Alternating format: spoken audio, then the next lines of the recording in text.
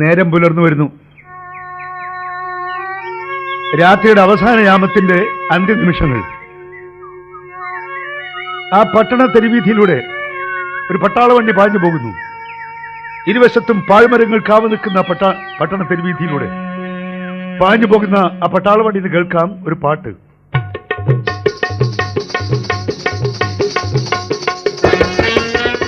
ഉദയഗിരികളെ ഉണരൂ, ചെങ്കതിരിൻ കിരീടമണിയൂ, ഇരുളിൻ കരിമേഘങ്ങൾ പിളരാൻ പ്രകാശരശ്മികൾ അണിയൂ.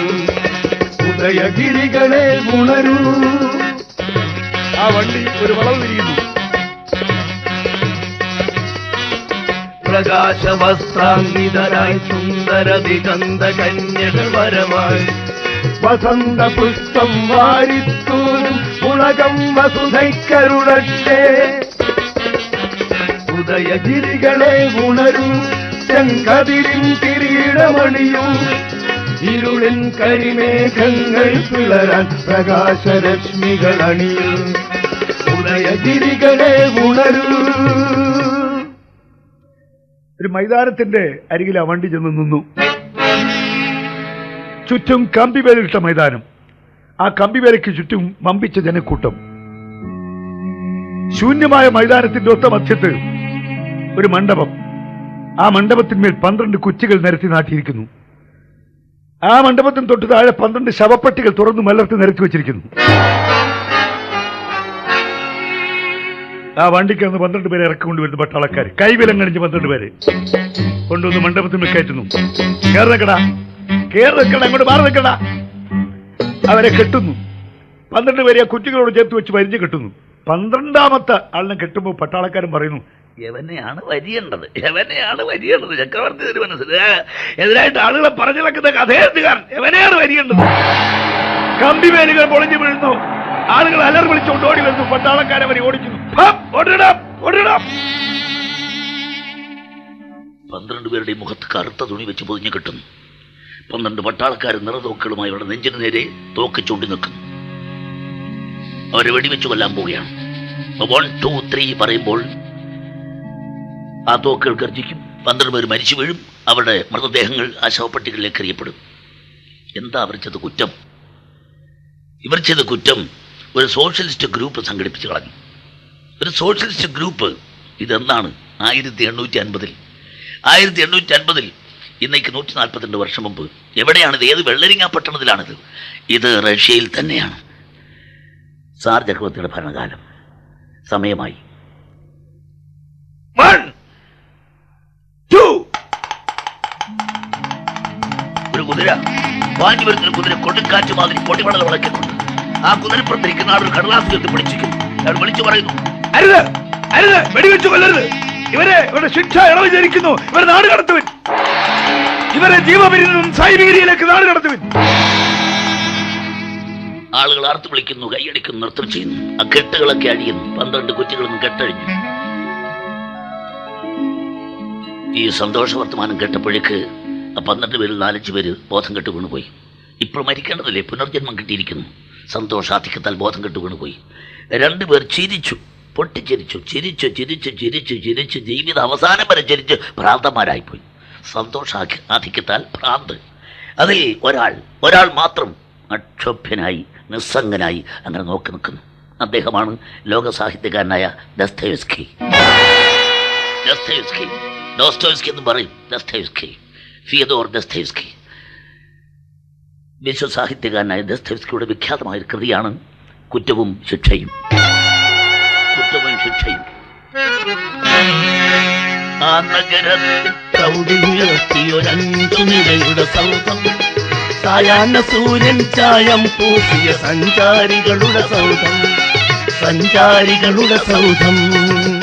അത് ലോഡ്ജാണ്, 5 നില കെട്ടണം. ആ ലോഡ്ജിന്റെ പോർട്ടിക്കോയിൽ നിൽക്കുന്നു ഒരു ചെറുപ്പക്കാരൻ, കൗമാരപ്രായം കഴിഞ്ഞൊരു കോളേജ് വിദ്യാർത്ഥി. മുഷിഞ്ഞ വേഷം, ക്ഷീണിച്ച മുഖഭാവം. എങ്കിലും ചടുലം കരിമിഴി തങ്കളി നോട്ടം, തങ്ക ചുരുൾമുടി ചേതോഹരം, സുദീർഘകായൻ സുമുഖൻ, കൃഷഗാത്രൻ യുവകോമളൻ. അയാൾ ഇങ്ങോട്ട് വരികയാണ്. ആ ഗേറ്റ് കടന്ന് പുറത്തിറങ്ങി ആ തോട്ടരികിലൂടെ നടന്നു പോന്നു. ചെന്ന് മറ്റൊരു 4 നില കെട്ടിടത്തിൻ്റെ മുറ്റത്തെത്തി. അവിടെ ചെന്ന് മുകളിൽ കയറിപ്പോയി. കുറച്ച് നേരത്തേക്ക് പിന്നെ കണ്ടില്ല. ആ 4ാം നിലയിൽ പ്രത്യക്ഷപ്പെട്ട് കഴിഞ്ഞു. ഒരു മുറിയുടെ മുമ്പിൽ ചെന്ന് ബെല്ലമർത്തി. വാതിൽ തുറക്കപ്പെട്ടു. ഒരു തള്ള ഇറങ്ങി വരുന്നു. ഒരു കിഴവി തള്ള. ആരാ നിങ്ങൾ? ഏതാ? എന്തിനാ വന്നത്? അലീന തള്ളേ, മറന്നുപോയോ? ഞാനേ നിക്കാം, ഇവിടെ ലോ കോളേജ് പഠിക്കുന്നു. നിക്കാം, കഴിഞ്ഞ മാസം ഞാൻ ഇവിടെ വന്നിരുന്നു. മറന്നുപോയോ? ഓ കഴിഞ്ഞ മാസം വന്ന് 2 റൂബിൾ പലിശക്ക് എടുത്തോണ്ട് പോയി. പലിശ കിട്ടിയില്ലല്ലോ. പലിശ തരാം, മുതലും തരാം. ഇപ്പൊ ഞാൻ വന്നത് മറ്റൊരു കാര്യം പ്രമാണിച്ച. അതാ മറ്റേ കാര്യം. പണ്ടം പണയം പഞ്ഞൊരു പണമിടപാടിന് വന്നു ഞാൻ. പണ്ടം പണയം പഞ്ഞൊരു പണമിടപാടിന് വന്നു ഞാൻ. എന്ത് പണ്ടോ? സ്വർണ്ണമാണോ? സ്വർണ്ണമാണേ മതി. ഇവിടെ സ്വർണ്ണം എടുക്കത്തുള്ളൂ. സ്വർണ്ണമല്ല, സ്വർണത്തേക്കാൾ വില പിടിക്കാം. വിലപേറുന്നൊരു ഘടികാരം, വിദേശ നിർമ്മിത ഘടികാരം. എന്തോന്ന് ഘടികാരം? ഘടികാരം തള്ളേ, ഘടികാരം. ഇല്ലില്ല, കാശ് കൊടുത്ത് ഞാൻ കടിക്കുന്ന കാര്യമൊന്നും മേടിക്കത്തില്ല. തള്ളേ, കടിക്കുന്ന കാര്യമല്ല, ഘടികാരം. ഇത് ടൈം പീസ്, സമയം നോക്ക്, യന്ത്രം നോക്ക്. വളരെ വില പിടിച്ചതാ. ഇത് വെച്ചോണ്ട് എനിക്ക് 5 റൂബിൾ പലിശക്ക് തരണം. 5 റൂബിളോ? ഇതിനോ? ഈ ചുണ്ണാമ്പാരേണ്ടത് 5 റൂബിളോ? വേണമെങ്കിൽ 1.5 റൂബിൾ തരാം. മനസ്സുണ്ടെങ്കിൽ പണയം വെച്ചാൽ മതി. ശരി, എടുത്തോ. 1.5 മതി. പലിശ ഞാൻ ആദ്യം എടുക്കും കേട്ടോ. എടുത്തോ. ഇയാൾ തന്നെ പറ, എന്തുണ്ട് 1.5 റൂബിളിന് പലിശ? 15 കോപ്പക്സ്. കഴിഞ്ഞ മാസത്തെ 2 റൂബിളിന് എന്തുണ്ട് പലിശ? 20 കോപ്പക്സ്. അപ്പോൾ കോപ്പക്സ് എത്ര ആയി? 35. ബാക്കി എത്ര ഉണ്ട്? ബാക്കി 1 റൂബിൾ 15 കോപ്പക്സ്. മതിയോ? മതി. പൈസ വാങ്ങിച്ചു ഇറങ്ങി. ആ തള്ളേ, 2 ദിവസം കഴിഞ്ഞ് ഞാൻ ഇനിയും വരും കേട്ടോ. വേറെ ഒരു സാധനം ഉണ്ട് എൻ്റെ കയ്യിൽ, ഒരു വെള്ളി സിഗരറ്റ് കൊടു. അല്ല, നിങ്ങളുടെ അനിയത്തി ഇവിടെ, എലിസബത്ത് ഇവിടെ കണ്ടില്ലല്ലോ. തനിക്ക് എന്താ വേണം അവളെ കൊണ്ട്? എനിക്കൊന്നും വേണ്ട, ചുമ്മാ ചോദിച്ചതേ ഉള്ളൂ. അവള് കള്ളക്കടത്തിന് പോയിരിക്കുന്നു. അങ്ങോട്ട് ചെല്ലാം, അവിടെ എവിടെങ്കിലും കാണും. ഇപ്പോൾ ചേട്ടത്തി പലിശക്കാരി, അനിയത്തി കള്ളക്കടത്തുകാരി. അയാൾ കാശ് മേടിച്ചിറങ്ങി. ആദ്യം കണ്ടത് മദ്യശാല. ഇത് 2 പേർ ഇറങ്ങി വരുന്നു. അവർ 2 പേരുണ്ടെങ്കിലും ഇപ്പോൾ ഒന്നായിട്ട് വരികയാണ്. കാത്രിയെ പൂട്ടിട്ട് പൂട്ടിയിരിക്കുക. അവർ പോയി നിക്കാ ഭാഗത്ത് കടന്നു. സാറിന് എന്താ വേണ്ടത്? എനിക്ക് ഒരു ഗ്ലാസ് ബിയർ. 1 ഗ്ലാസ് മതി. ബിയർ മദ്യമല്ലല്ലോ. വാങ്ങിച്ച് ഒറ്റ വലിക്ക് മോന്തി. സുഖം. 5 ദിവസമായിട്ട് പട്ടിണിയായിരുന്നു. ഇപ്പോൾ 1 ഗ്ലാസ് ബിയർ കഴിച്ചു. ആശ്വാസമായി. തൊട്ടടുത്ത് മേശക്കരികിൽ ഒരുത്തണ്ടിരിക്കുന്നു. ഒഴുക്കുടിയൻ ആടിച്ച് ഫിറ്റായി, കണ്ണ് 2 ജമ്പരത്തി പോയിട്ടിരിക്കുന്നു. മേശപ്പുറത്ത് ഒഴിഞ്ഞ കുപ്പി. 1 ഗ്ലാസ്സിൽ ലേശം ബാക്കിയുണ്ട്. അതും എടുത്തുകൊണ്ട് പതുക്കെ അയാൾ ആടിഞ്ഞ് വന്ന് നിക്കാപ്പിൻ്റെ മുമ്പിൽ ഒന്ന് വെച്ച് കുടിച്ചു തീർത്തു. എന്നെ മനസ്സിലായോ? ഇല്ല, മനസ്സിലായില്ല. ഞാനാണ് മാർബിൾഡ് ഓഫ് XMLA. മുമ്പ് MLA ആയിരുന്നു, ഇപ്പോൾ വെറും എക്സാ. നിങ്ങൾ ഗവൺമെൻറ് സർവീസാണോ? അല്ല, ഞാൻ വിദ്യാർത്ഥിയാണ്. ലോ കോളേജ് പഠിക്കുന്നു. വിദ്യാർത്ഥി ആയിരുന്നു. ഞാനിപ്പോൾ വേണ്ടി വന്നാൽ എക്സ് വിദ്യാർത്ഥിയാണെന്ന് പറയാം. 5 മാസമായിട്ട് ഞാൻ പോകുന്നില്ല കോളേജിൽ, പൈസ ഇല്ല. അപ്പോൾ നിങ്ങൾ എക്സ് വിദ്യാർത്ഥി, ഞാൻ XMLA. നമ്മൾ തമ്മിൽ ചേരും. എക്സ് വിദ്യാർത്ഥി നിയമം പഠിക്കുന്ന ആളല്ലേ? ഒരു സംശയം, ബലമായ സംശയം. Is poverty A crime? എന്താ പോവർട്ടി, ദാരിദ്ര്യം ഒരു ക്രൈമാണോ, കുറ്റമാണോ, ദുർഗുണമാണോ? അയ്യോ, ഇതൊന്നും ചോദിക്കരുത്. തത്വശാസ്ത്രമൊന്നും എനിക്ക് അറിഞ്ഞൂടാ. പറഞ്ഞുതരാം. പയ്യനല്ലേ, ഞാൻ പറഞ്ഞുതരാം. ദാരിദ്ര്യം ദുർഗുണമല്ല, ലക്കുകെട്ട മദ്യപാനം സൽഗുണമല്ല. ദരിദ്രന ഭാര്യയും ആട്ടിയിറക്കും, ചൂലി നടിക്കും, പുറത്താക്കും. സ്വന്തം അനുഭവം പറയാ. എന്റെ ഭാര്യ അറിയോ? ഇല്ല. കാതറിനെ അറിയത്തില്ല? ഇല്ല. അവിടെ ആദ്യത്തെ ഭർത്താവിനെ അറിയാമോ? അറിഞ്ഞൂടാ. അയാൾ ചത്തുപോയി. അവിടെ ആദ്യത്തെ ഭർത്താവ് മരിച്ചുപോയി, എൻ്റെ ആദ്യത്തെ ഭാര്യയും മരിച്ചുപോയി. അപ്പം ഞങ്ങൾ തമ്മിൽ ചേരുമല്ലോ. തമ്മിൽ ചേർന്നു. 4 പിള്ളേരുണ്ട്. എൻ്റെ അല്ലേ മറ്റേ കണ്ടത്. എനിക്ക് എൻ്റെ ആദ്യത്തെ ഭാര്യയിൽ ഒരേ ഒരു മകളുണ്ട്, സോയ. നിങ്ങൾ കണ്ടിട്ടില്ലേ? കോതാതെ ഒതുക്കാതെ പുഷ്പങ്ങൾ ചൂടാതെ കോമള പാങ്കിതൻ കൂന്തൽ ചുരുളുകൾ. അവളെ കുറിച്ചല്ലേ ഈ കവികളൊക്കെ പാടുന്നത്. എൻ്റെ മോള് സോയെ കുറിച്ച് നിങ്ങൾ കേട്ടിട്ടില്ലേ? ഇല്ല, ഞാൻ കേട്ടിട്ടില്ല. അയാൾ കള്ളം പറഞ്ഞ. സോയയുടെ പേര് കേൾക്കാത്ത ഒരു പീറ്റേഴ്സ്ബർഗിൽ ഒരാൾ പോലുമില്ല. അയാൾ കള്ളം പറഞ്ഞ. എന്റെ മോളൊരു സ്വല്പം ദുർനർത്തക്കാരിയാണ്. അവിടെ കുറ്റമല്ല. ഞാനിപ്പോ എക്സാമല്ലേ എന്നെ കെട്ടിക്കിട്ടടിച്ച് ഞാൻ കൂറപ്പേ മേടിക്കാൻ കാശില്ല, അതുകൊണ്ട് വീട്ടിൽ പട്ടിണിയാ. അവിടെ കാതറിയും പിള്ളേരും പട്ടിണി കരയുമ്പോ എന്റെ സ്വയക്കും സഹിക്കത്തില്ല. അവളെ ഇറങ്ങിപ്പോകുന്ന തെരുവിൽ തിരിച്ചു വരുമ്പോ അവിടെ കാശുണ്ട്. അവിടെ കുറ്റമാണോ? ഇപ്പൊ ഞാൻ കുടിക്കുന്നില്ലയോ? എൻ്റെ മോടെ കാശ് കൊണ്ട് ഞാനെന്ന് പറഞ്ഞു മോളെ അപ്പച്ചന് കുടിക്കാൻ കാശ് തന്നു. അവൾ തപ്പി പറക്കി 21 കോപ്പക്സ് തന്നു. ഞാനത് തീർത്തിട്ടിരിക്കും. നോക്കണം, എൻ്റെ ഒരു ദാരിദ്ര്യം നോക്കണം. എക്സ് വിദ്യാർത്ഥി ഒരു ചെറിയ സഹായം ചെയ്യണം, എന്നെ വീട്ടിലാക്കണം. ഈ മട്ടിപ്പോയാൽ ഞാൻ വീട്ടിലെത്തത്തില്ല, വല്ല ഓടയിലും കിടന്ന് ഉറങ്ങിപ്പോവും. ഞാൻ സഹായിക്കാം. ഞാൻ ഓടയിൽ കിടന്നുറങ്ങിയിട്ടുണ്ട് മുമ്പ്. MLA ആയിരിക്കുമ്പോൾ ഓടയിൽ കിടന്നുറങ്ങിയിട്ടുണ്ട്. അന്ന് ഞാൻ ഓടയിൽ കിടന്നുറങ്ങിയത് മാത്രമല്ല, ഞാൻ തന്നെ ഒരു ഓടയായിരുന്നല്ലോ. എന്നെ ഒന്ന് ഹെൽപ്പ് ചെയ്യണം. വരൂ വരൂ. അയാൾ മാർബദാഫിനെ താങ്ങി പിടിച്ചു. വിടുവോ. ഈ പരുവത്തിൽ അങ്ങോട്ട് എന്ന എന്റെ ഭാര്യ കാറിൽ എന്നെ കൊല്ലും, അവൾ എന്നെ തല്ലും. തല്ലിക്കോട്ടെ. ഭാര്യയുടെ തല്ലൊരു തല്ലല്ല, തല്ലു കൊള്ളാത്ത ഭർത്താവല്ല. വിദ്യാർത്ഥി ഒരു ചുമ കേൾക്കുന്നോ? എന്റെ ഭാര്യ ചുമക്കുന്നു കണ്ടോ? ആ വീട്ടിൽ തന്നെ ചുമക്കുന്നത് അവളാണ് കാതറീൻ. കണ്ടോ അവളെ ചുമച്ചു വെച്ച് തുപ്പുന്നുണ്ടോ? ചോര. അവക്ക് ക്ഷയരോഗം, എന്റെ കാതറീന് ക്ഷയരോഗം. പാവം സ്ത്രീയെ ചുമച്ചു തുപ്പുന്നവർ നോക്കുമ്പോ ഭർത്താവ് മറ്റാളുടെ തോളേച്ചാരി അങ്ങനെ വരുന്നു. ഒക്കെ സഹിക്കാൻ കഴിഞ്ഞത് ദേഷ്യം. എടാ പട്ടി, ചെന്നെല്ലാം മേടിച്ചു പിടിച്ചു നിർത്തോ പെണ്ണിന്റെ കയ്യിൽ നിന്ന്. ഞാനും പിള്ളേരും പാട്ടി നീ എന്ന് പിള്ളേരെ പെണ്ണിന്റെ കാശ് മേടിച്ചെല്ലാം കുടിച്ചു നിർത്തോ. അവനേതായ കൂട്ടുകാരൻ എവിടാ പട്ടി? നിക്കവരക്ഷമ്പം മിണ്ടിയിൽ ഇറങ്ങി പോവുകയാണ്. എങ്കിലും പോക്കറ്റ് കിടന്ന ചില്ലറ ആ ദാരിദ്ര്യം പിടിച്ച വീട്ടില് മേശപ്പുറത്തിട്ട് കൊടുത്തിട്ടാ പോയത്. അഞ്ചല കെട്ടത്ത് തിരിച്ചെത്തി സ്വന്തം മുറിയിൽ കയറി വാതിലടച്ചു. കട്ടിലിൽ വീണു. സുഖനിദ്ര. 5 ദിവസമായിട്ട് പട്ടിങ്ങാൻ. ഇപ്പോ ഗതികെട്ടുണ്ട്. സാധനം പണയം വെച്ചു, ഗ്ലാസ് ബിയർ കഴിച്ചു, സുഖമായിട്ടിടന്ന് ഉറങ്ങുന്നു. അടുത്ത ദിവസം രാവിലെ ആരോ വാതിൽ തട്ടുന്നു. എനിക്കാ മണി 10 ഒന്ന് എഴുന്നേറ്റെ. എടവൊന്ന് വാതിൽ തുറന്നു. ഇതാര്? നടാഷ, അവിടുത്തെ അടുക്കളക്കാരി പെണ്ണ്. ആ ലോഡ്ജിലെ അടുക്കളക്കാരി പെണ്ണ് കാണാൻ കൊള്ളാവുന്ന നടാഷ. പിന്നെ നിങ്ങൾ പട്ടിണി കിടക്കല്ലേ? 5 ദിവസമായിട്ട് പട്ടിണിയല്ലേ? ഇതാ ഒരു കപ്പ് ചായ ഞാൻ മോട്ടിച്ചുകൊണ്ട് വന്നു. നിങ്ങൾക്ക് പച്ചവെള്ളം തരുതെന്നാ ഇവിടുത്തെ ഏർപ്പാട്. മാത്രമല്ല നിങ്ങൾ ഇറക്കി വിടാൻ പോകുന്നു. വാടക കുടിശ്ശിക 2 വാരല്ലേ, നാളെ ഇറക്കി വിടുമെന്നാ പറയുന്നത്. ഞാനിപ്പോൾ വന്നത് നിങ്ങൾക്കൊരു സമ്മാനമായിട്ടാണ്. ഇതാ ഒരു എഴുത്ത്. കത്തെടുത്ത് നോക്കി. അമ്മ അയച്ച കത്ത്. ഹായ്, അമ്മ അയച്ച കത്ത്. ഞാൻ കാത്തിരുന്ന കത്ത്. അമ്മ അയച്ചാണോ? ഞാൻ വിചാരിച്ചു കോളേജിലെ കൂട്ടുകാരികൾ ആരെങ്കിലും അയച്ചാണോ. അഹങ്കാരി. പോ. കത്ത് പൊട്ടിച്ചു. അമ്മ വിസ്തരിച്ചെഴുതിയിരിക്കുന്നു പണം അയക്കാത്തതിന്റെ കാരണങ്ങളൊക്കെ. 5 മാസക്കാലമായിട്ട് എനിക്ക് കാശ് അയക്കാത്തതിന്റെ കാര്യങ്ങൾ. ജന്മിയാൻ കൈലാഭിനുന്മാദമേകിയോരന്മകൾ സുന്ദരി നിന്റെ പെങ്ങൾ ജോലി കളഞ്ഞു മടങ്ങി ചരിത്രയ്ക്കു ചേരില്ല സൗന്ദര്യം എന്റെ നാട്ടിൽ. മോനെ നിക്കാം. അമ്മ കിട്ടുന്ന പെൻഷൻ കടം കിട്ടാൻ തികയുന്നില്ല. പിന്നെ പെണ്ണ് ജോലിയും കളഞ്ഞു പോന്നിരിക്കുക. കാര്യം ജന്മിത്തമ്പരാൻ അവളെ കണ്ടപ്പോൾ പോലും ഒരതക്കേട്. അവളെ ജോലി കളഞ്ഞിട്ട് പോന്നിരിക്കുക. ആകെ വീട്ടിൽ പട്ടിണിയാവും. ഞാൻ തൻ്റെ സഹോദരി ജോലി ഉപേക്ഷിച്ച് പോകുന്ന കഥ 2 ദിവസം മുമ്പ് താൻ അറിഞ്ഞിരുന്നു. സുന്ദരിയായ പെണ്ണിനെ കണ്ടപ്പോൾ, ഒരു വിശ്വസുന്ദരിയാണ് തൻ്റെ സഹോദരി, തൻ്റെ മൂത്ത സഹോദരി ഡോണിയ. അവളെ കണ്ടപ്പോൾ ജന്മിത്തമ്പുരാൻ്റെ വല്ലാത്തതക്കേട്. ഒരു ദിവസം അവൾ കുട്ടികൾക്ക് ക്ലാസ് എടുത്തിട്ട് ഇറങ്ങുമ്പോൾ സന്ധ്യാനേരം അവളെ തോട്ടത്തോടെ പോവുകയാണ്. പൂർണ്ണചന്ദ്രൻ ഉദിച്ചു വരുന്നു. നീലാകാശത്ത് അവിടെ മുഖം പ്രതിബിംബിച്ച മാതിരി പൂർണ്ണചന്ദ്രൻ ഉദിച്ചു വരുന്നു. കുറച്ചങ്ങോട്ട് ചെല്ലുമ്പോൾ ആരോ അവിടെ മുമ്പിൽ ചാടി വീണു. ജന്മിത്തമ്പുരാൻ. ഡോണിയ അവിടെ നില്ല്, പെട്ടെന്ന് അയച്ചേക്കാം.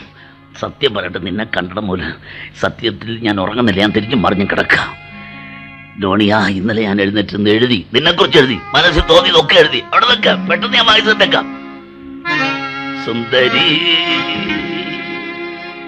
സുചരിത,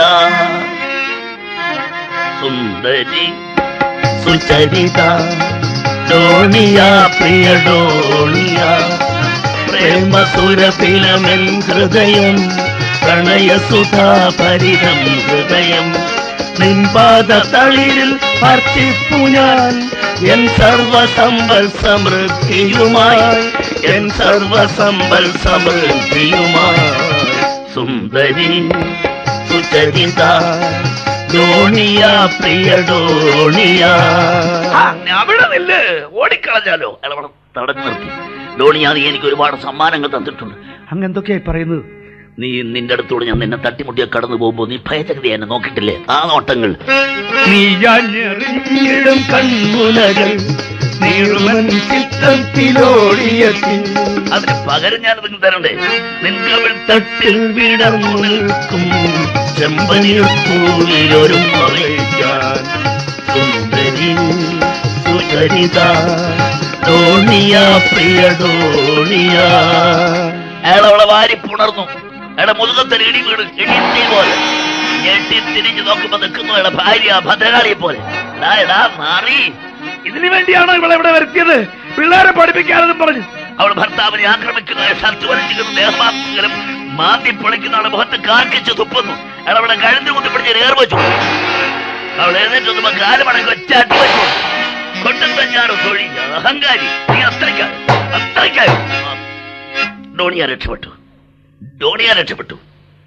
നോക്കുമ്പോൾ അവൾ ഭാര്യ അനക്കമറ്റ് കിടക്കും.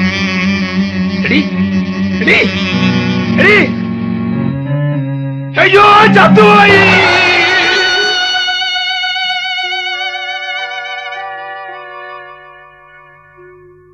അടുത്ത ദിവസം നാട്ടുകാരറിഞ്ഞു ജന്മിത്തമ്പുരാന്റെ ഭാര്യ ആത്മഹത്യ. കാശും സൗകര്യവും സ്വാധീനമുണ്ടോ? ഏത് കൊലപാതകവും നമുക്ക് ആത്മഹത്യ ആക്കാം. മോനെ, എൻ്റെ മോള് പിന്നെ അവൻ്റെ വീട്ടിൽ പോയിട്ടില്ല. അമ്മ കത്തിൽ വിസ്തരിച്ചെഴുതിയിരിക്കുന്ന കണ്ടില്ലേ? ഞങ്ങൾ പേടിച്ച് കഴിയുക. വീട്ടിൽ വന്നവല്ല ശല്യം ചെയ്യും. എന്തും ചെയ്യാൻ മടിക്കാത്തവനല്ലേ? ഒറ്റ ചവിടിന് ഭാര്യ കൊന്നവനല്ലേ? ഞങ്ങൾ പേടിച്ച് കഴിയുക കുഞ്ഞെ. അങ്ങനെ എനിക്ക് ഒരാൾ വന്ന് വർത്തമാനം പറഞ്ഞു തുടങ്ങിയപ്പോഴാണ് കാര്യം മനസ്സിലായത്. എൻ്റെ മോളെ കാണാൻ വന്നിരിക്കുക. സംബന്ധാലോചനയായിട്ട് ഒരു വലിയ വക്കീൽ എന്ന് വെച്ചാൽ ഭയങ്കര കേസ് കെട്ടുകാരൻ. അയാളുടെ വീട് നിറയെ കേസ് കെട്ടാൻ നൂതിരി അടവില്ല. ഗവൺമെൻറ് വക്കീലാണ്, ഗവൺമെൻറ് പ്ലീഡർ. അയാൾക്ക് എൻ്റെ മോളെ കണ്ടപ്പോൾ പിന്നെ ഒന്നും വേണ്ട, അവളെ കിട്ടിയാൽ മതി. ഇപ്പം ഞാൻ നിൻ്റെ കാര്യം പറഞ്ഞു, നീ പഠിക്കുകയാണ്. പഠിക്കട്ടെ. നിക്കാവ് പഠിച്ച് പാസ്സായി വരട്ടെ. ഞാൻ ജോലി കൊടുക്കാം, എൻ്റെ അസിസ്റ്റൻ്റായിട്ട് ജോലി കൊടുക്കാം. പക്ഷെ ഇപ്പോൾ വാക്ക് തരണം. ഡോണിയെ കല്യാണം കഴിച്ചു തരുന്നു, വാക്ക് തരണം. കുഞ്ഞ് ഇത്രയൊക്കെ ആയപ്പോഴും ഒരു വലിയ ആളല്ലേ, നിനക്ക് ജോലിയും കിട്ടുന്ന കാര്യമല്ലോ. ഞങ്ങൾ വാക്ക് കൊടുത്തു പോയി. ഈ അമ്മ എന്തൊക്കെ എഴുതി വെച്ചിരിക്കുന്നത് ഞാൻ അറിയാതെ സൗയുടെ കല്യാണത്തിന് വാക്ക് കൊടുത്തിരിക്കുന്നു. കുഞ്ഞേ, നീ അദ്ദേഹത്തെ അറിയും. അദ്ദേഹം അങ്ങോട്ട് വരുന്നുണ്ട്, പീറ്റേഴ്സ്ബർഗിലേക്ക് വരുന്നുണ്ട് ഇക്കാര്യം സംസാരിക്കാൻ. നീ അദ്ദേഹത്തിന് പേര് കേട്ട് കാണും കുഞ്ഞേ. Peter Petrovich Lucian. അവനോ? ആ കള്ളവക്കീലോ? എന്നെ സൗളുടെ ഭർത്താവാൻ പോന്നു. ഡസ്റ്റേവിസ് ഉൾപ്പെടെ 12 പേര് നാട് കടത്താൻ വീർ സമ്പാദിച്ച കള്ളവക്കീൽ എന്റെ സൗളുടെ ഭർത്താവാകാൻ പോന്നു. അമ്മേ, ഇത് നടക്കില്ല. ഡോണിയ, വാക്കോടൊന്നും പറഞ്ഞവനെ ഭർത്താവായി സ്വീകരിച്ചാൽ പിന്നെ ഞാൻ നിന്റെ സഹോദരനല്ല. കത്തുന്നുള്ളിൽ കയറി കാറ്റിൽ പറത്തി.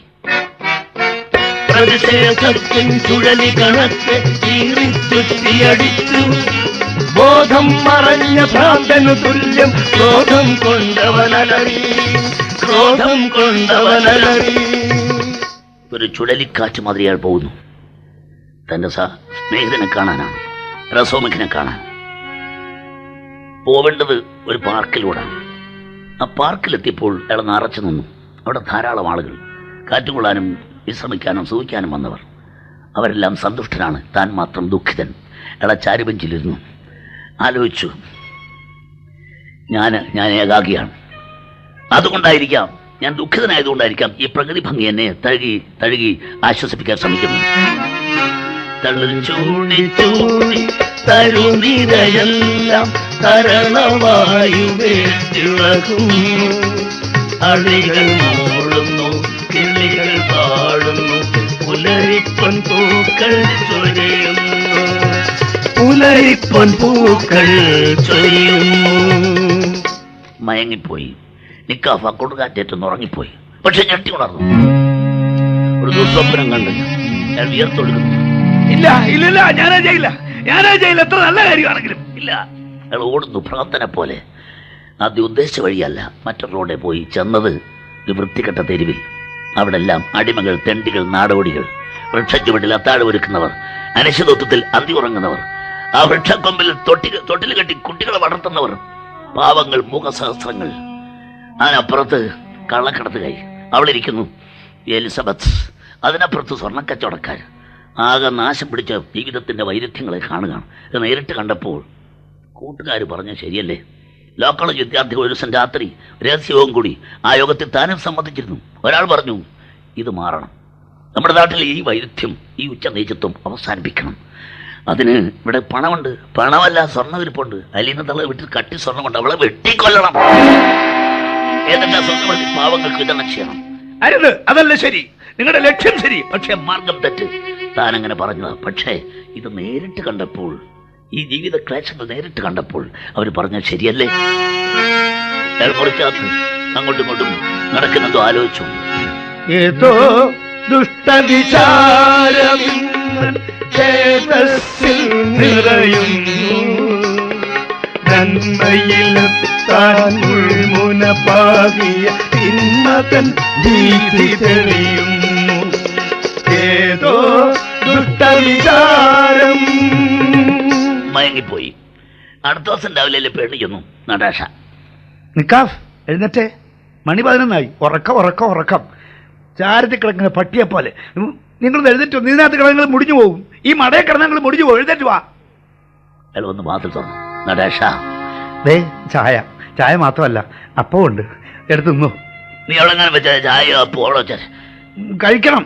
കൃത്യം 2 മണിയായപ്പോൾ വീണ്ടും വന്നു ഒരു കപ്പ് സൂപ്പുമായിട്ട്. കിടന്നുറങ്ങുന്നു. എന്റെ പൊന്നെ, ഇതെല്ലാം വെച്ച് തണുപ്പിച്ചല്ലോ. എഴുന്നേക്ക് നിക്കാഫ്, എഴുന്നേക്കാൻ. അവിടെ അടി കൊടുത്തയാൾക്ക്. ഇത് കഴിച്ചു. സൂപ്പ് മേടിച്ചു, ഒരു കരണ്ടി കൊരുത്തുന്നു. നടാഷ, ഇത് കൊള്ളാമല്ലോ. ഇത് മാത്രമല്ല, ഈ അപ്പം തിന്നണം. എല്ലാം കഴിച്ചിട്ട് പിന്നെ ഇവിടെ ചുരുണ്ട് കൂടരുത്, ഇറങ്ങിപ്പോണം. ഇതിനകത്ത് ഞങ്ങൾ മുടിഞ്ഞു പോകും. ആ തുരുത്തി ചെന്ന് ശുദ്ധമായി ശ്വസിക്കണം. അവൾ ഇറങ്ങിപ്പോകുന്നു. അവൾ പറഞ്ഞാലേ ശരി. പാവം നടാഷ പറഞ്ഞ എന്റെ സ്നേഹിതൻ രസോമുഖൻ കൂടെ പറയുന്നത് ഇത് തന്നെയാണ്. ഉറങ്ങലാൽ നിരാശയും നിരാശയാൽ വിനാശവും വെറുതെ നീ വലിച്ചിഴച്ചാനയിക്കല്ലേ. പ്രവൃത്തിയിൽ കിടക്കുന്നു വിജയത്തിന്റെ രഹസ്യങ്ങൾ. പ്രസന്നനായ അതിനു നീ അധീനനാകൂ. പ്രസന്നനായി അതിനു നീ അധീനനാകൂ. പടിഞ്ഞാറ് പകലിന്റെ പട്ടണ കത്തിയിരിക്കുന്നു. പള്ളി മണി അടിക്കുന്നു. മണി 6. താഴെ അടുക്കളയിൽ ചെന്നു. അവിടെ ഒരാളുമില്ല. കീഴിരിക്കുന്ന വിറകിന്റെ ഇടയ്ക്ക് കിടക്കുന്ന ഒരു കോടാലി, വെട്ടിത്തിളങ്ങുന്ന വെൺമഴു. ഇങ്ങെടുത്തു, മാറോട് ചേർത്ത് പിടിച്ചു, മറച്ചു പിടിച്ചു, മുറിയിലെത്തി, മേശപ്പുറത്ത് വെച്ചു. ഇവനാണ് സാധനം. 2 ദിവസമായിട്ട് ഇവനെയാ ഞാൻ സ്വപ്നം കാണുന്നത്. ഇനി 1-2 സാധനങ്ങൾ ഉണ്ടാക്കാനുണ്ട്. ഷർട്ട് വലിച്ചു കീറുന്നു. നാട പോലെ കുറച്ച് തുണിയെടുക്കുന്നു. കോട്ടിൻ്റെ അകത്ത് ഇടത്തെ കൈയുടെ ഭാഗത്ത് ഒരു കുടുക്ക് പോലെ തുന്നിച്ചേർക്കുന്നു. എന്നിട്ട് ഈ കോടാലി എടുത്ത കുടുക്കിലിടുന്നു. കൊള്ളാം, കിടന്നോളും. എന്നിട്ട് കോടാലി ചെയ്ത് കോട്ടെടുത്തിട്ട് നോക്കി. കൊള്ളാം, ഇതാരും കാണില്ല. പക്ഷെ നടന്നു പോകുമ്പോൾ ഇവൻ കിടന്ന് ആടുമല്ലോ. അത് സാരമല്ലോ, നോക്കി പിടിച്ചാൽ മതി. ഇനി വെള്ളി സിഗരറ്റ് കൂടെ ഉണ്ടാക്കണം. അയാൾ കൃത്രിമമായിട്ടൊരു വെള്ളി സിഗരറ്റ് കൂടെ ഉണ്ടാക്കി. എല്ലാം തയ്യാർ. അത് ആ തോട്ടിൻ്റെ വരമ്പത്തോടെ നടന്നു പോകുന്നു. 4 നിലക്കെട്ടത്തിന് മുറ്റത്തെത്തി. പള്ളി മണി അടിക്കുന്നു. മണി 8. അല്ലാതെ കയറി പോകുന്നു. 4-ാം നിലയിലെത്തി. ആ മുറിയുടെ മുമ്പ് ചെന്നു ബെല്ലമർത്താൻ കൈയുയർത്തി വഞ്ഞാട്ടിപ്പോയി. ഇല്ല, ഞാനത് ചെയ്യില്ല. അല്ല, പിന്നെ ഞാൻ എന്തിനാ വന്നത്? അയാളെ ബെല്ലമർത്തി പിടിച്ചു. വാതിൽ തുറക്കപ്പെട്ടു. ഇറങ്ങി വരുന്നു അലീന തള്ള, പലിശക്കാരി. ആരാ, ഏതാ, എന്താ വന്നേ? ഒരക്ഷരം മറുപടി പറഞ്ഞില്ല. തള്ളി മാറ്റി കയറിയാൻ പോയി. അയാൾ ഓടി വന്ന് മാപൊത്തി പിടിച്ചു. മിണ്ടിപ്പോരുത്. കള്ളനോ? ഞാൻ കള്ളൻ, എന്നെ അറിയില്ലേ? നിക്കാവനെ അറിയില്ലേ? മിണ്ടിപ്പോയി. പേടിച്ചു പോയല്ലേ? ഇങ്ങനെ പേടിക്കാവോ? എന്നെ ഇല്ലാതെ കൊണ്ടുവന്നിട്ടുണ്ട്. വെള്ളി സിഗരറ്റ് കൊടുതാ. നോക്ക്. ഇത് ചുടുവിന് കിട്ടത്തില്ല കേട്ടോ. 10 രൂപയെങ്കിലും തരണം. അഴിച്ചു നോക്ക് തള്ളേ. എത്ര ശ്രമിച്ചിട്ടും അത് അഴിയുന്നില്ല. അഴിച്ചു നോക്ക്. ഇതിനിടയ്ക്ക് അകത്ത് ആ തള്ളയുടെ പിൻഭാഗത്തേക്ക് മാറി. അഴിച്ചു നോക്ക് തള്ളേ. കോട്ടിനകത്ത് കോടാലി കയ്യിലെടുത്തു. 2 കൈയുടെ ശക്തിയായി ഉയർത്തിപ്പിടിച്ചു. തള്ളയുടെ തലവെട്ടിക്ക് വെട്ടി. അയ്യോ, ഒന്ന് ഞരങ്ങ് പോലെ ചെയ്യാതെ തള്ള വീണ് പോയി. എന്നിട്ട് അയാൾക്ക് സംശയം. 2 കൈകളും ചേർത്തങ്ങമർത്തി പിടിച്ചൊരാമഴുവന്നയാൾ വീശി കൊള്ളിമീൻ കണക്കിന് കിഴവിത്തള്ള തന്നെ നിലമണ്ടയും പിളർന്നൊഴുകി. ചുടുരക്തം മൃതദേഹവും വീണു. രക്താഭിഷിക്തമാകും ഒരു പാഴ്ക്കൂമ്പാരം പോൽ അത്തറപ്പാട്ടിൽ വീണ പ്രേതത്തിൽ തടയൊത്തി ആ ഞാഞ്ഞുകെട്ടി വീണ്ടും വീണ്ടും ക്രോധാവേശത്താൽ ആ രക്തക്കളത്തിന്റെ ദൃശ്യം ഭയാനകം. അയാൾ താണിരുന്ന് തപ്പി നോക്കി. താക്കോൽ കൂട്ടം കിട്ടി, പണസഞ്ചി കിട്ടി. രണ്ടുമായിട്ട് അടുത്ത മുറി കയറി. കട്ടിന്റെ താഴെ 2 വെട്ടി പിടിച്ചിട്ട് അനക്കവിൽ നല്ല വെയിറ്റ് ഉള്ള സാധനം പിടിച്ചിട്ട് പുറത്തിട്ടു. താക്കോലിട്ട് നോക്കി. കറക്റ്റ്. പെട്ടി തുറന്നു. കണ്ണച്ചിപ്പോയി. നിറയെ സ്വർണ്ണാഭരണ പൊതികൾ. കുത്തിമാരുന്നു. ആർത്തിയോടെ കുത്തിമാരി. ബാറ്റിന്റെ പോക്കറ്റിൽ കോട്ടിന്റെ പോക്കറ്റിലൊക്കെ കൊത്തി നിറയ്ക്കുന്നു. ദൈവമേ, എന്റെ ദൈവമേ! ഇതാ എലിസബത്ത്. അനിയത്തങ്ങളുടെ മൃതദേഹത്തിന് അടുത്ത് വെക്കുന്നു അനിയത്തി എലിസബത്ത്. നിക്കാഹ് ചാടി വീണ് കോടാലി എടുത്ത് ഒരു വീശ്. അവള് മാറിക്കളഞ്ഞു. ഒന്നുകൂടെ കൊടുത്തു. അവള് വീണുപോയി. നഗരത്തെ പിടയ്ക്കുന്നു. താഴെ നാരോ കയറി വരുന്നല്ലോ. കോടിപ്പടി കാൽപ്പരി മാറ്റം. അയാൾ വാതിലടച്ചു. ചോരയൊഴുന്ന കോടാലി വന്ന് പിടിച്ചു നിൽക്കണം. ആരോ വരട്ടെ. ശരിപ്പെടുത്തും. ഒരുത്തനും രക്ഷപ്പെടാൻ പോകില്ല. അല്ലേ ഇവിടെ ഇല്ലയോ? ഞങ്ങൾ വന്ന് അത് കൊണ്ടുവന്നിട്ടുണ്ട് കേട്ടോ. 25 പവനുണ്ട്. ഇവിടെ ഇല്ലയോ? ഇന്ന് വരാനല്ലേ പറഞ്ഞത്? ഉറക്കമായോ? താഴെ പോയി ചോദിക്കാം. അവരിറങ്ങി പോകുന്നു. നിക്കാഫ് വാതിൽ തുറന്നു. ചുറ്റും നോക്കി. പതുക്കെ താഴെ ഇറങ്ങി. 2 നില ഇറങ്ങിയപ്പോൾ താഴെ അവർ കയറി വരുന്നു. അയാൾ അടുത്ത മുറി കയറി. ഭിത്തിയോട് ചേർന്ന് മറഞ്ഞു. അവർ മുകളിലേക്ക് കയറി പോകുന്നു. കണ്ടില്ല. നിക്കാഫ് താഴെ ഇറങ്ങി. വളരെ കൂളായിട്ട് ഒന്നും സംഭവിക്കാത്ത മാതിരി നടന്നു പോകുന്നു തോട്ടരികിലൂടെ. പക്ഷെ അയാൾ അറിയുന്നില്ല. പോക്കറ്റിലൊക്കെ കുത്തി നിറച്ച പൊതികൾ പലതും പോക്കറ്റിൽ നിന്ന് നിലത്ത് വീഴുന്നുണ്ട്. താമസ സ്ഥലത്തെത്തി. അടുക്കളയിൽ ചെന്നു. നടാശ ഉഴുന്നരയ്ക്കുന്നു. ശബ്ദം ഉണ്ടാക്കാതെ ആ സാധനം ആ കോടാലി പുറത്തെടുത്ത് തുടച്ച് കഴുകി ചവിലിട്ട് തുടച്ച് വിറകിനിടയ്ക്ക് ഇട്ട് കൊടുത്തു. മുറിയിലെത്തി കട്ടിലിൽ വീണു.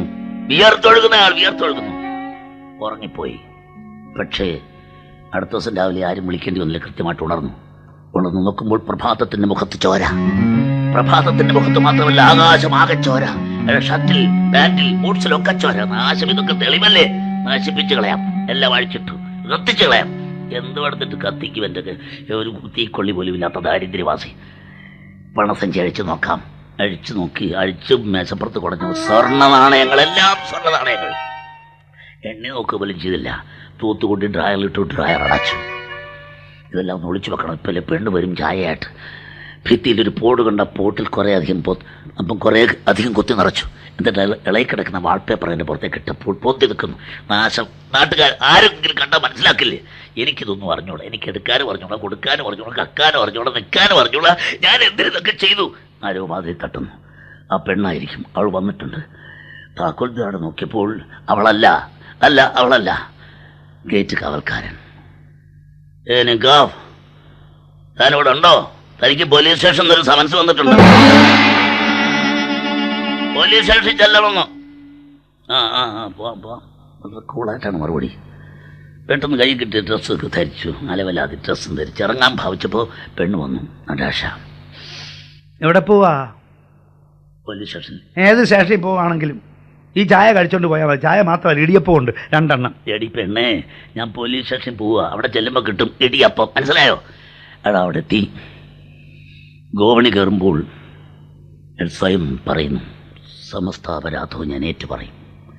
എനിക്ക് വയ്യ ഹൃദയഭാരം ചോന്ന് നടക്കാൻ. ഞാൻ ഏറ്റുപറയും. ആഫീസിൽ ചെന്നപ്പോൾ ധാരാളം ആളുകൾ ആർക്കും മരുന്നെഴുതുന്നു, വരയ്ക്കുന്നു. അവരാരും ആൾ ശ്രദ്ധിക്കുന്നില്ല. ഒരു ഓഫീസർ സ്റ്റെനോഗ്രാഫർക്ക് പറഞ്ഞു കൊടുക്കുന്നു. കൊള്ളയടിക്കാൻ വേണ്ടി എഴുതി സാർ. കൊള്ളയടിക്കാൻ വേണ്ടി കൊല ചെയ്തിട്ടുള്ളതും എന്റെ കാര്യം അവരെഴുതുന്നു. ഓഫീസർ തിരിഞ്ഞു നോക്കുമ്പോൾ നിൽക്കുന്നൊരു അലവലാതി വേഷക്കാരൻ. അറിയോ സാർ, ഐ എം റസ്കാൽനിക്കോവ്. എനിക്കൊരു സമൻസ് ഉണ്ടായിരുന്നു. ഇപ്പോഴാണോ വരുന്നത്? മണി 14. സാർ ക്ഷമിക്കണം, കള്ളാസ് കിട്ടി താമസിച്ചാണ്. താൻ വാങ്ങിച്ചാൽ കൊടുക്കുന്ന ആളല്ലേ? എന്താ സാർ? താൻ താമസിക്കുന്ന ആ ലോഡ്ജിൽ ഹോസ്റ്റൽ ഉടമസ്ഥയുടെ കയ്യിൽ നിന്ന് പണം കണ്ടമാനം മേടിച്ചിരിക്കുന്നു. പ്രോമിസ് നോട്ട് എഴുതി കൊടുത്തിട്ട് തിരിച്ചു കൊടുത്തിട്ടില്ല. അത് വസൂലാക്കാൻ വേണ്ടിയുള്ള കേസാണ്. ഒപ്പിട്. അയ്യോ സാർ, ഞാനൊന്നും ആരുടെയും കയ്യിൽ നിന്നും അടിച്ചിട്ടില്ല. ഒരു കൊച്ചു കാശും കൊടുക്കാനില്ല. അത് കോടതി ചെന്ന് പറഞ്ഞാൽ മതി. ഒപ്പിട്. സാർ, ഞാൻ ഒപ്പിടാൻ പോകത്തില്ല. പക്ഷെ എനിക്കൊരു കാര്യം പറയാനുണ്ട്. സാർ, 1 മിനിറ്റ് കേൾക്കണം. സാർ, ഞാനവിടെ താമസമായിട്ട്, ലോഡ്ജിൽ താമസമായിട്ട് 3 വർഷമായി. എൻ്റെ സ്നേഹിതനാണ് എന്നെ വിളിച്ച് അവിടെ കൊണ്ട് മുറിയെടുത്തന്ന്. മുറി പ്രവേശിച്ച അടുത്ത ദിവസം ഞാൻ രാവിലെ വാതിൽ തുറക്കുമ്പോൾ, ജാലകം തുറക്കുമ്പോൾ താഴെ തോട്ടത്തിൽ നിൽക്കുന്നൊരു പെണ്ണ്. വനദേവതയെപ്പോലെ ഒരു പെണ്ണ് അവളോട് നടന്ന് പൂ വെറുക്കുന്നു. ഒരു പനർച്ചെടിയിൽ ചൂട്ടി വന്നപ്പോൾ വിളിച്ചു പറയുന്നു, അമ്മ അമ്മ എന്റെ പന്നർച്ചെടി പൂത്തല്ലോ, നാളത്തേക്ക് 2 മുട്ടുണ്ട്, 2 മുട്ട്. ശരിയാണ് സാർ, ഞാനും കണ്ടു 2 മുട്ട്.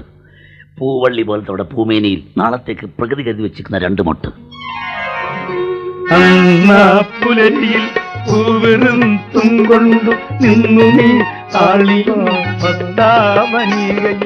കാളമേഘത്തിൽ കവിത തുളുമ്പിച്ച കാളിദാസന്റെ ശകുന്തളമാതിരി, കാളിദാസന്റെ ശകുന്തളമാതിരി. അന്ന് ഞാൻ അത്താഴം കഴിച്ചുകൊണ്ടിരിക്കുമ്പോ വിളമ്പുതവും പറയുന്നു, സാറിനെ വിളിക്കുന്നു ഞങ്ങളുടെ മാനേരമ്മ. ഞാൻ ചെന്നപ്പോ അമ്മയും ഉണ്ട്, മോളും ഉണ്ട്. ആ പെണ്ണ് ചിരിച്ചോണ്ട് നിൽക്കുന്നു. കുഞ്ഞേ നിക്കാവ്, നിന്നെ വിളിപ്പിച്ചതേ ഇതെന്റെ മോളാ ഷേർലി, ഇവളെ ഒന്ന് പരിചയപ്പെടുത്താനാ. ഇവൾക്ക് ഒന്നും അറിഞ്ഞോളൂ, കുഞ്ഞു വല്ലതും ഒന്ന് പറഞ്ഞു കൊടുക്കണം. അയ്യോ എനിക്കൊന്നും അറിഞ്ഞൂടാ അമ്മേ, അറിയാവുന്ന പറഞ്ഞു കൊടുത്താൽ മതി. ചെല്ലടി പുസ്തകത്തോണ്ട് ചെല്ലടി. അവള് ട്യൂഷൻ പഠിക്കാൻ വരുന്നു, എൻ്റെ അടുത്ത് ട്യൂഷന് വരുന്നു. അത്താഴം കഴിയുമ്പോൾ പുസ്തകമായിട്ട് വരും. ആ ബന്ധം അവസാനം ഞങ്ങൾ തമ്മിൽ ഏറെ അടുക്കുന്നതിന് സഹായിച്ചൊരു ബന്ധമായിപ്പോയി.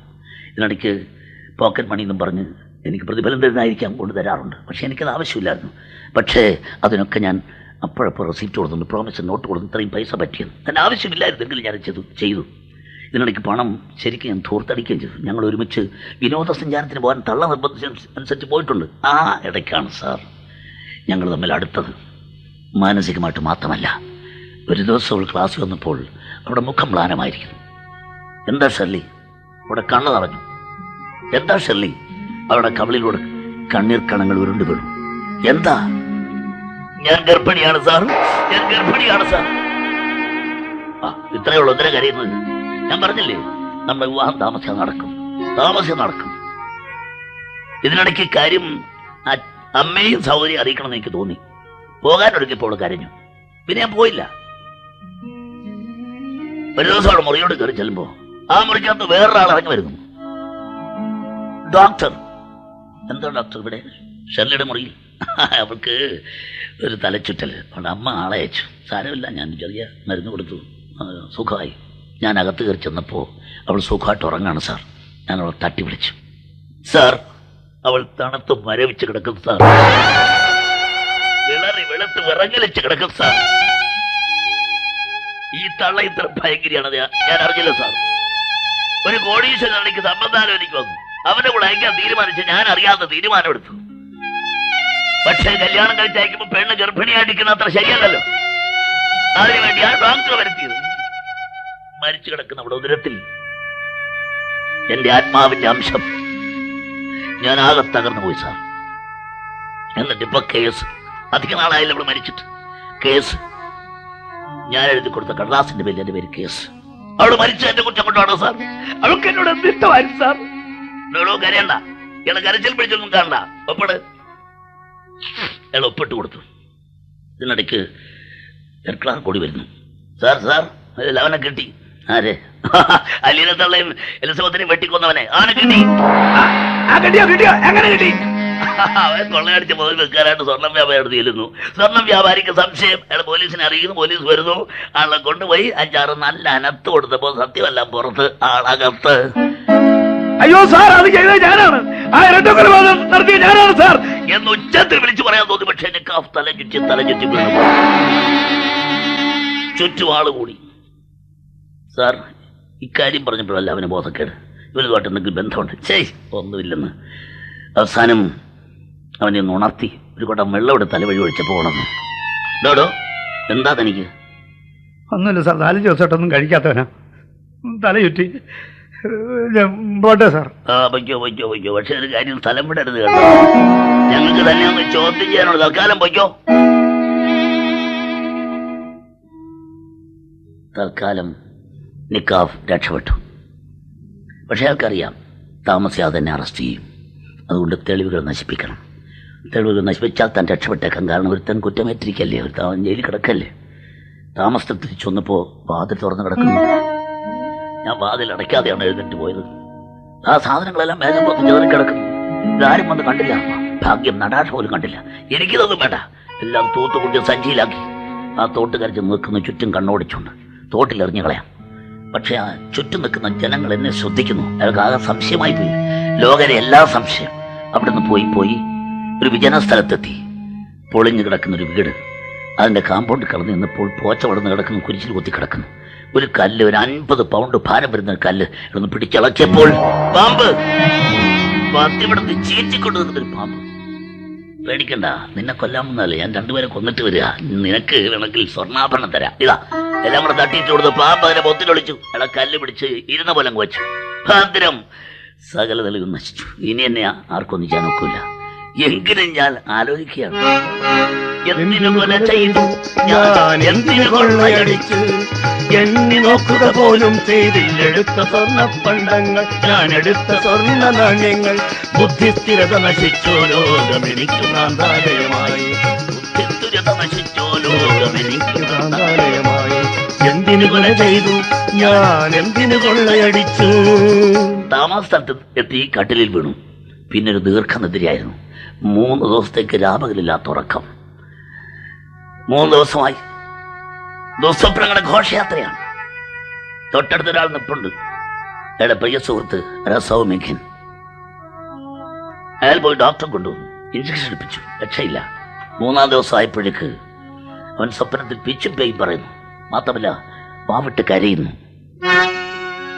നെഞ്ചിടിപ്പോടുങ്ങി നാളെ ചെഞ്ചിതയിൽ ഞാനടിഞ്ഞാൽ എന്നെയോർത്തു കേഴുവാനി മണ്ണിലില്ല എനിക്കൊരാളും.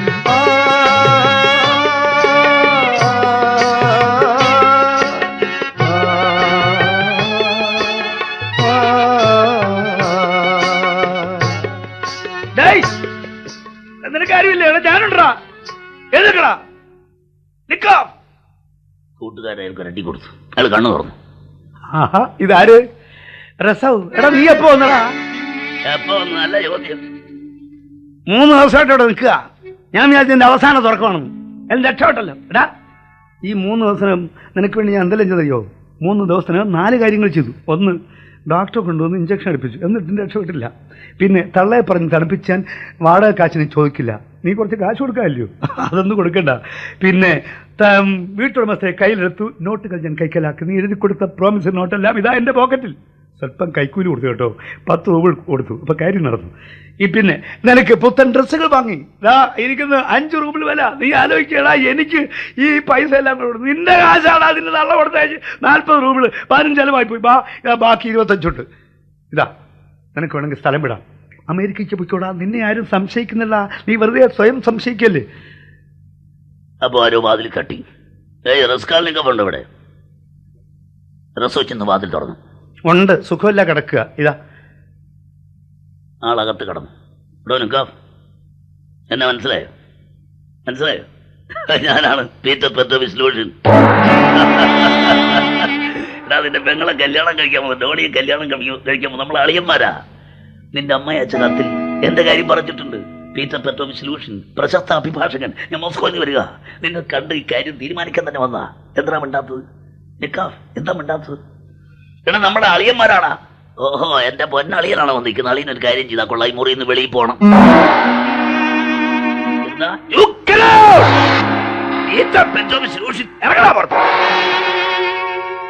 അപ്പൊ റസവ് പറഞ്ഞു, പൊയ്ക്കോ, നല്ല സുഖമില്ലായിരിക്കാ, പൊയ്ക്കോ. അളിയൻ ഇറങ്ങിപ്പോയി. റസമുക്കൻ പോയി. നിക്കാവ് കുളിച്ച് പുതിയ ഡ്രസ്സൊക്കെ ധരിച്ച് മുടി കോതി സ്റ്റൈലായിട്ട് ചെന്ന് ഒരു കപ്പ് ചായ കഴിച്ചു. ഇപ്പോൾ തൊട്ടടുത്ത് ചായ ഒഴിച്ച് കൊടുത്ത ചെറുക്കനോട് പറയുന്നു, ഡൈ കഴിഞ്ഞ 5 ദിവസമായിട്ട് ഞാൻ പത്രം വായിക്കുന്നില്ല കേട്ടോ. 5 ദിവസത്തെ പത്രം ഒന്നിച്ചുകൊണ്ട് തരാൻ നിനക്ക് എന്തെങ്കിലും ടിപ്സ്? പത്രം കിട്ടി ചെറുക്കൻ ചില്ലറയും മേടിച്ചുകൊണ്ട് പോയി. അയാൾ മറിച്ച് നോക്കുക. എല്ലാ പേജിലും എല്ലാ കാളങ്ങളിലും ഇരട്ട കൊലപാതകത്തെക്കുറിച്ചുള്ള വാർത്തകൾ മാത്രമല്ല, ഫീച്ചർ ലേഖനങ്ങൾ, മനഃശാസ്ത്രപരമായ അപഗ്രഥനങ്ങൾ, പോലീസ് ഓഫീസർമാരുടെ മറ്റും വിദഗ്ധന്മാരുടെ ലേഖനങ്ങൾ ഒക്കെ വായിച്ചപ്പോൾ മനസ്സിലായി രക്ഷയില്ല. താൻ രക്ഷപ്പെടാൻ പോകുന്നില്ല. ഈ സമൂഹത്തിൽ എനിക്ക് യാതൊരു സ്ഥാനവുമില്ല. ആ കൂടിയുള്ളത് ഇരുപാദങ്ങളും ഞാൻ മാത്രമിടം അലറുന്ന സാഗരം എനിക്ക് ചുറ്റും അനന്തമാം അന്ധകാരം അഭേദ്യമാം ഏകാന്തത ആകൽപകാലം ഏകാന്തത ആകൽപകാലം ഈ ഒരു തുണ്ട് ഭൂമിയിൽ ജീവിക്കണോ ഞാൻ ജീവിക്കുമോ? കാൽക്കീഴിലൊരു തുണ്ട് ഭൂമി ഇരുപാദങ്ങളൂന്നാൻ മാത്രമിടം. ഇപ്പൊ ഒരു പോലീസ് ഓഫീസർ വന്ന് അടുത്തിരുന്ന് ഇയാളെ സൂക്ഷിച്ചു നോക്കുന്നു. കൂടെ കൂടെ അയാളെ സൂക്ഷിച്ചു നോക്കുന്നു. എന്താ സാറേ സൂക്ഷിച്ചു നോക്കുന്നത്? എന്റെ ഡ്രസ്സാണോ? ഇതേ സ്വല്പം കൂടിയതാ, 5 രൂപ വിലയാ. ഇന്നലെ മേടിച്ചതാ, പുത്തനാ. സംശയം തോന്നുന്നു? നിങ്ങളുടെ ലേഖനം ഞാൻ വായിച്ചു, നിങ്ങളുടെ അപഗ്രഹം ഞാൻ വായിച്ചു. ഓ മനഃശാസ്ത്രക്കാർ, ഇപ്പോൾ കൊള്ളയടിക്കാൻ വേണ്ടി ഞാനാണ് കൊല ചെയ്തെന്ന് തോന്നുന്നല്ലേ? എങ്കിൽ നിങ്ങളുടെ സംശയം അങ്ങ് തീർത്തു തരാം. ഇതാ എന്റെ പോക്കറ്റ് റൂബിൾ നോട്ടുകൾ, നോക്ക്. അപ്പൊ സംശയം തീർന്നല്ലോ. കൊള്ളയടിക്കാൻ വേണ്ടി ഞാൻ കൊല ചെയ്തു എന്ന് തീരുമാനം. ഇതല്ലേ നിങ്ങളുടെ മനഃശാസ്ത്രം? പോയി ജോലി നോക്കണം മനഃശാസ്ത്രക്കാരൻ. ഏയ് നിക്കാ, തനിക്കെന്താ സുഖമല്ലേ? തലയ്ക്ക് സുഖമല്ലേ? ഭ്രാന്താണോ? ഭ്രാന്ത് നിന്റെ തന്തയ്ക്കാ ഭ്രാന്ത്. പോടാ പട്ടി. പാഞ്ഞു പോകുന്നയാൾ എതിരെ വന്ന കൂട്ടുകാരൻ തടഞ്ഞു. നെല്ല് നെല്ല് നെല്ല്, നീ എവിടെ പോകുന്നു? എവിടെ പോകുന്നു? വിടറാ രസോ, വിടറ എന്നെ. ഞാൻ പോലീസ് സ്റ്റേഷനിൽ പോവാ. എനിക്ക് വയ്യ, ഇത് ചുമന്നോട്ട് നടക്കാൻ. ഞാൻ പറയും, കുറ്റ വെക്കാൻ പോകും. മടത്തരം കാണിക്കരുത്. തോട്ടരികിൽ എത്തിയിട്ട് പോലീസ് സ്റ്റേഷനിൽ പോയില്ല. അയാൾ നേരെ 4 നില കെട്ടിടത്തിലേക്ക് കയറി ചെല്ലുകയാണ്. കൊല ചെയ്ത ആ കെട്ടിടത്തിലേക്ക് തന്നെ കയറി ചെല്ലുകയാണ്. റിസപ്ഷനിൽ ചെന്നു. എനിക്കൊരു മുറി വാടകയ്ക്ക് വേണം. അവിടെ തന്നെ ആരെങ്കിലും ചെന്ന് കയറുമോ? എനിക്കൊരു മുറി വാടകയ്ക്ക് വേണം. ഇല്ല, മുറിയില്ല. സന്ധ്യ കഴിഞ്ഞ മുറി കൊടുക്കില്ല. എവിടെ നിന്ന് ഒന്നിനെ അടിച്ചു വന്നിരിക്കല്ലോ. പറയുന്നത് ഞാൻ ഒറ്റയ്ക്കാ. ഒറ്റയ്ക്കായാലും ഒറ്റയ്ക്കായാലും മുറി കിട്ടൂല. എന്റെ ഇഷ്ടംപോലെ റൂംസ് ഉണ്ട്. അത് തന്നെ കയ്യിലിരിക്കട്ടെ. എനിക്ക് റൂം കിട്ടില്ല. റൂം കിട്ടിയാൽ ഞാൻ ഇവിടെ പോകൂ. ഇപ്പൊ ഒരു ഗോണ്ട ഇങ്ങോട്ട് വന്നാൽ കഴുത്തിന് കുത്തി പിടിച്ച് വെച്ചോളൂ. റോഡിൽ മുഖമടിച്ച് അയാൾ വീണു. റോഡിൽ പോകുന്ന ജനക്കൂട്ടം അയാളെ ചവിട്ടി മതിച്ചുകൊണ്ട് ഓടുന്നു. അയാളും പിന്നാലെ ഇറങ്ങി ഓടുന്നു. ദൂരെ ഒരു വിളി കേൾക്കുന്നു, ആക്സിഡന്റ്. ആളുകളെ തള്ളി മാറ്റി തള്ളി മാറ്റി തള്ളി മാറ്റി നെക്കാഫിച്ച് നോക്കുമ്പോ ഒരു വണ്ടിയുടെ താഴെ രക്തത്തിൽ കുളിച്ച് കിടന്ന് പിടയ്ക്കുന്നു. അയ്യോ, ഇതാര്? മാർമൽഡാഫെക്സ്. നിങ്ങൾക്കാർക്കും അറിയില്ല ഇദ്ദേഹത്തെ. ഇവിടെ തൊട്ടടുത്ത താമസം. വരൂ, ഒന്ന് സഹായിക്കും. എടുക്ക്, പിടിക്ക്. നിക്കാഫ് ഉൾപ്പെടെ എല്ലാവരും കൂടി മാർമൽഡാഫെക്സ് വീട്ടിലെത്തിച്ചു. അല്പം കഴിഞ്ഞപ്പോൾ ആ വീട്ടിൽ കൂട്ട നിലവിളി.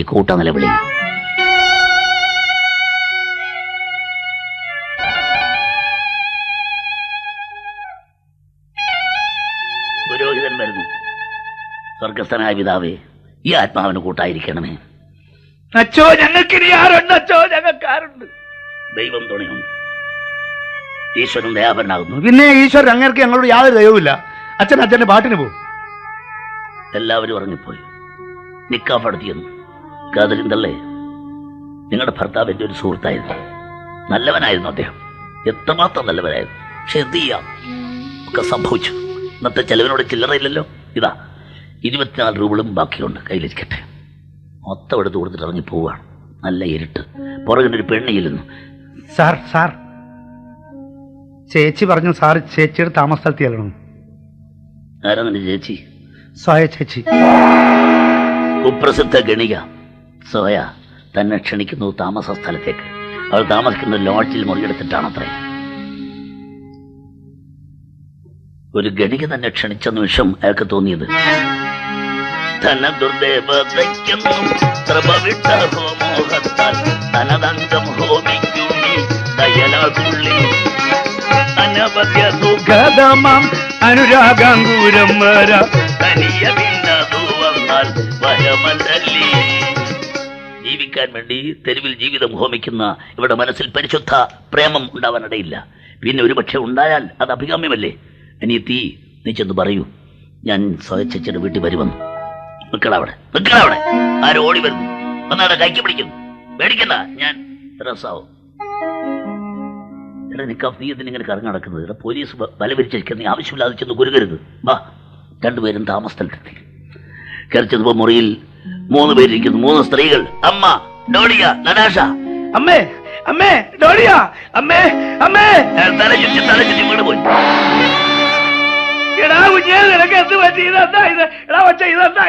അമ്മ പേടിക്കണ്ട.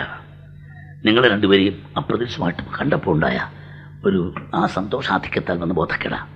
ഈയിടെ ഇങ്ങനെയാണ് ഇയാൾക്ക്. സന്തോഷാധിക്യം മാത്രമല്ല, ഈ തീവ്രമായ ദുഃഖം അനുഭവപ്പെട്ടാലും ഇങ്ങനെ ബോധക്കേട് വരാറുണ്ട്. ഡോക്ടർ പറയുന്നു, ഒന്നും വേണ്ട, ഇത് തനിയെ മാറിക്കൊള്ളുന്ന. അമ്മ മകന്റെ കൈയെടുത്ത് അങ്ങനെ കൈവെള്ളയിൽ തിരുമ്മി ഇരിക്കുമ്പോൾ അയാൾ കണ്ണു തുറന്നു. അമ്മേ, അമ്മേ. എടാ കൊച്ചെ, ഞങ്ങൾ പേടിച്ചു പോയത്. നിനക്ക് എന്ത് പറ്റി? പേടിക്കാനൊന്നുമില്ല. നിങ്ങളെ രണ്ടുപേരെയും അപ്രതീക്ഷിതമായിട്ട് കണ്ടതല്ലേ, അപ്പോഴുണ്ടായ സന്തോഷാധിക്യത്താൽ.